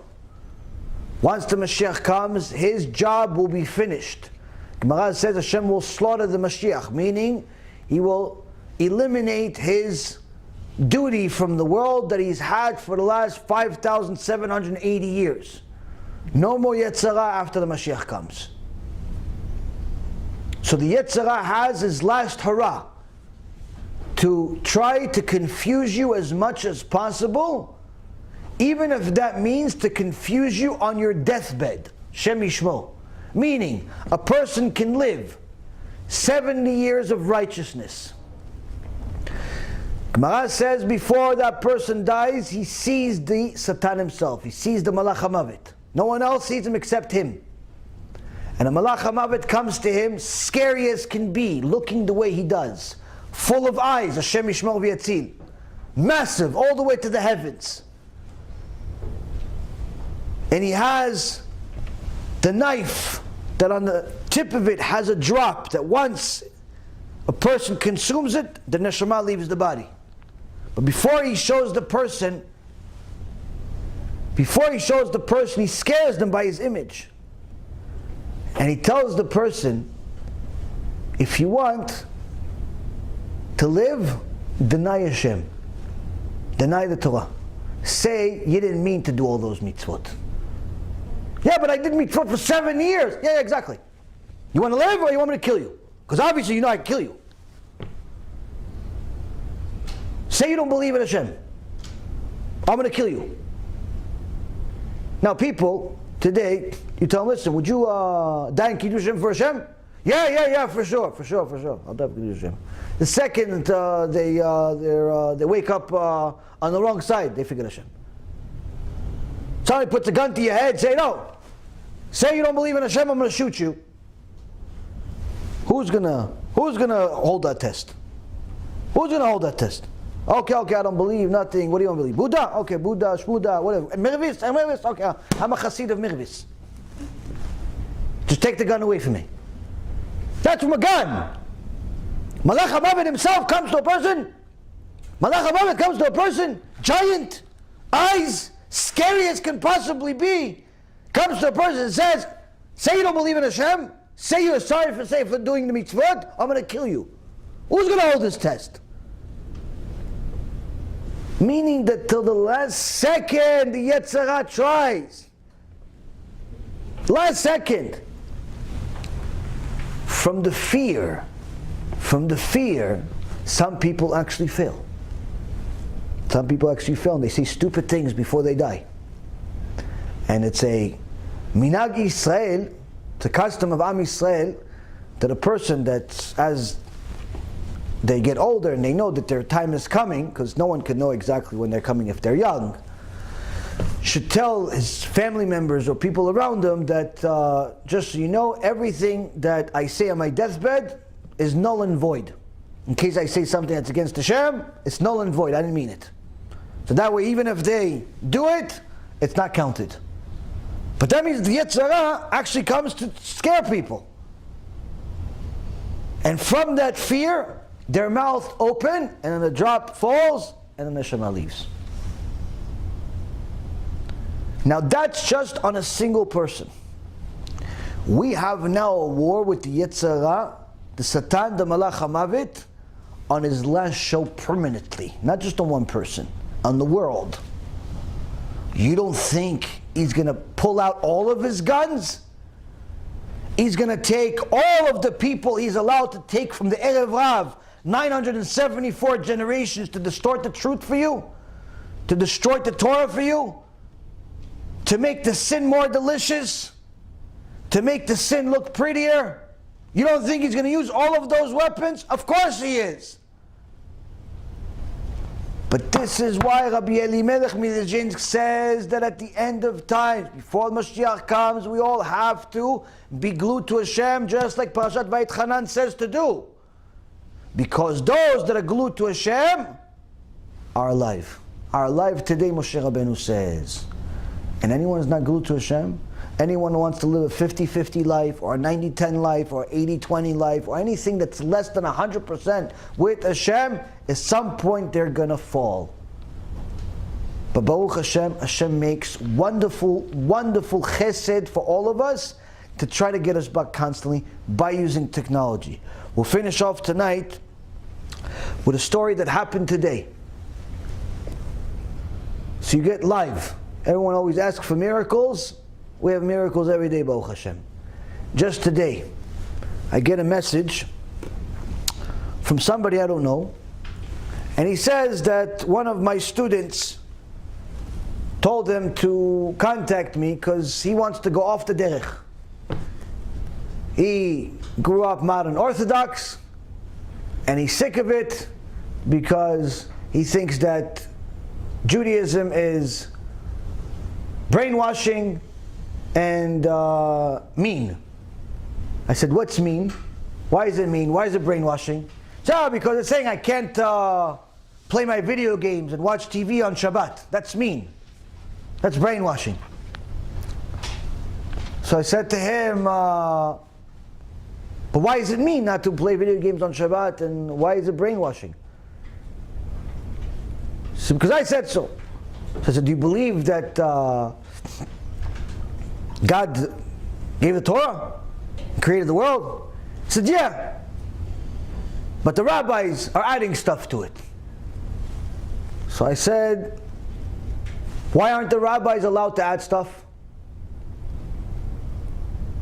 Why aren't the rabbis allowed to add stuff? He says, because I said so. That's his answer. I said so. So I said, what's your name? Why? I said, because you know my name, so I need to know who I'm talking to. So I saw that he's not answering me. So I said to him, okay, give me a fake name just so I could store something on my phone. I get 300 questions a day. I need to know who I'm talking to. Said Alex, but it's not really my name. I said, okay, Alex. I said, Alex, are you looking for, to find the answers, the truth, or you have already made up your mind? And he said, no, I'm interested. I said, are you willing to do the work? Well, if you're willing to do the work, you're willing to investigate, I'll send you the material. If you like it, you answer me questions, any question you want, and I'll answer all the questions that you have, and then I'll give you more questions. I'll give you more information, and you keep reviewing it. You review the material, you ask questions, I give you answers. Deal or no? Because if you don't want to do it, then I can't help you. Can't help you if you don't want to help yourself. No, thanks for the offer, I'll do it. Okay, we'll start off where you get to meet me. Here's the movie. I sent him the movie. HaShem took back his millions. I'm thinking, okay, the kid probably gonna watch the movie. And it's okay, it's cool, okay, maybe I could ask this guy some questions. That's it, he likes, okay, he likes me, maybe he doesn't like me, but that's the best case scenario. I figured, he's gonna like me, he's gonna ask me more questions. Worst case scenario, he's gonna simply either not respond to me ever again, or worse yet, he's gonna, become like friends with Slifkin or something. Never did I think that this guy's gonna be a chassid in one shiur. He watches the shiur, he starts sending me comments while shiur, this is amazing. I can't believe, this is the most inspiring thing I've ever seen in my life. By the way, I have to tell you, a miracle just happened to me. He starts telling me about his miracles that happened today for him. Yishtabach Shemo La'ad. Yishtabach Shemo, one shiur, Baal Tshuva. Why? HaKadosh Baruch Hu has a precious son named Alex, but that's not really his name. Don't think it's his name, it's not his name. He has a precious kid named Alex, not his name. And Alex is upset. Why? Because he looked for answers and he couldn't find them. So he got upset.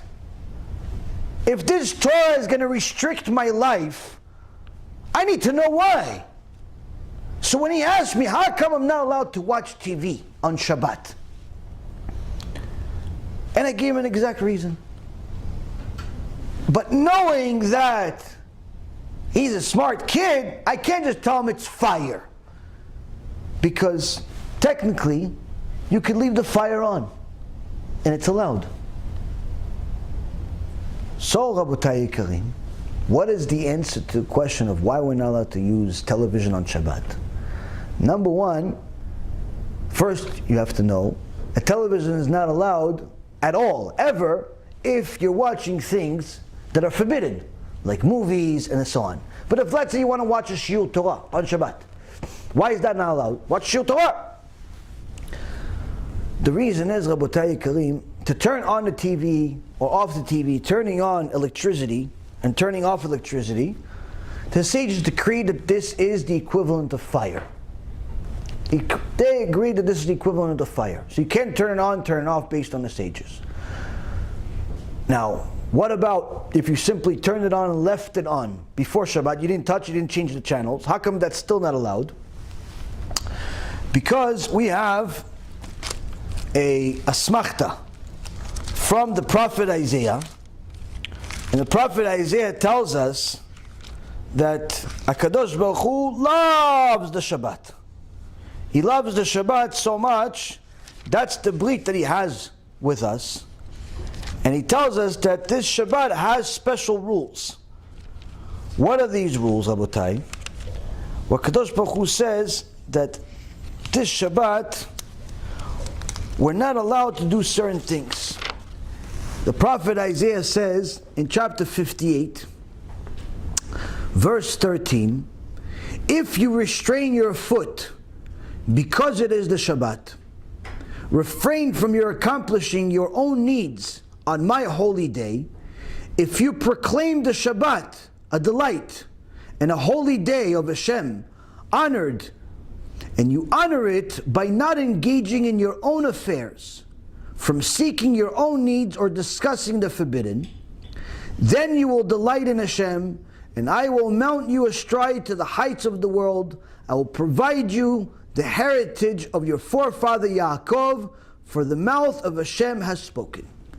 HaKadosh Baruch Hu says to us, you see, Shabbat is not just about the obvious light fire or turn off fire that's forbidden, but rather things that are not so clear, things that are of the mundane, things that don't belong on Shabbat. Hashem says to the prophet, if you restrain yourself from accomplishing your own needs, what kind of needs? The things that belong during the week, like your business. Because business is not necessarily always learning, building fire. Sometimes you're a real estate guy, and you have your next door neighbor wants to sell his house. So you don't have to turn on any fire. And your customer lives the door next to it. He says, listen, can you show me the house next door on Shabbat? Not allowed. What do you mean not allowed? It's your next door. Just show me the house. It's not business. I'm not buying anything right now. Still not allowed. Why? You're not even allowed to talk business on Shabbat. You're not even allowed to tell somebody, oh listen, I just bought this property, or I want to buy this other property, or I just bought this stock, or I want to buy another stock. Why? This is of the mundane. This does not belong on Shabbat. And HaKadosh Baruch Hu says, don't discuss the forbidden. Because discussing the forbidden is not honoring the Shabbat.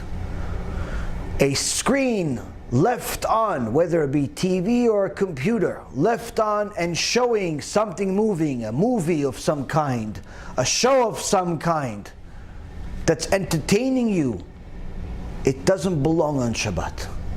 Same concept with basketball and sports on Shabbat. It doesn't belong on Shabbat. This is of the mundane. That's why it's forbidden. It's not desecration of Shabbat because you're violating one of the 39 melachot. It's a violation of Shabbat because it's not honor, it's not kavod for Shabbat for you to be doing these things. For you to talk business on Shabbat is not kavod for the Shabbat. For you to play sports on Shabbat is not kavod for the Shabbat. Because these things don't belong on Shabbat. Alex expected the answer, but it's not his name. Be'ezrat Hashem, you'll accept the answer also. Because that's the answer the Gemara Masechet Shabbat says. You see, Rabotai, HaKadosh Baruch Hu created a perfect Torah. Everything is in it. Nothing new under the sun. Everything and anything you can possibly want is inside this Torah. But because we live in such a unique generation, HaKadosh Baruch Hu also gave us technology to help us discover the Torah and the beautiful things in it that have no limit on a screen, on a phone, on a 1.5 million different ways that you have. You have a Be'ezrat Hashem app on Google, on iOS. You have the blog, you have the website, you have the podcast, you have all types of wonderful things to simply discover a Kadosh Baruch Hu. And this is how Hashem has created the world in such a way where although you could say, yeah, maybe the internet was developed 30 years ago, right? But the internet you need was developed in your lifetime. It wasn't developed in somebody else's lifetime. The internet that you need, that has the Torah in it, that has the TeShuva in it, that has the Kedusha in it, was developed in your lifetime. Why? It's for you. If you would have brought Rav Wasserman into this generation, he wouldn't fit in. Why? He doesn't belong in the internet generation. If you would have brought Moshe Rabbeinu to this generation, he doesn't fit in. Why? He doesn't belong in the internet generation. Doesn't fit in this generation. He comes to a shul to throw him out. You're too zealous, Moshe. Some guy drove on Shabbat, you killed him? Were you crazy, Moshe?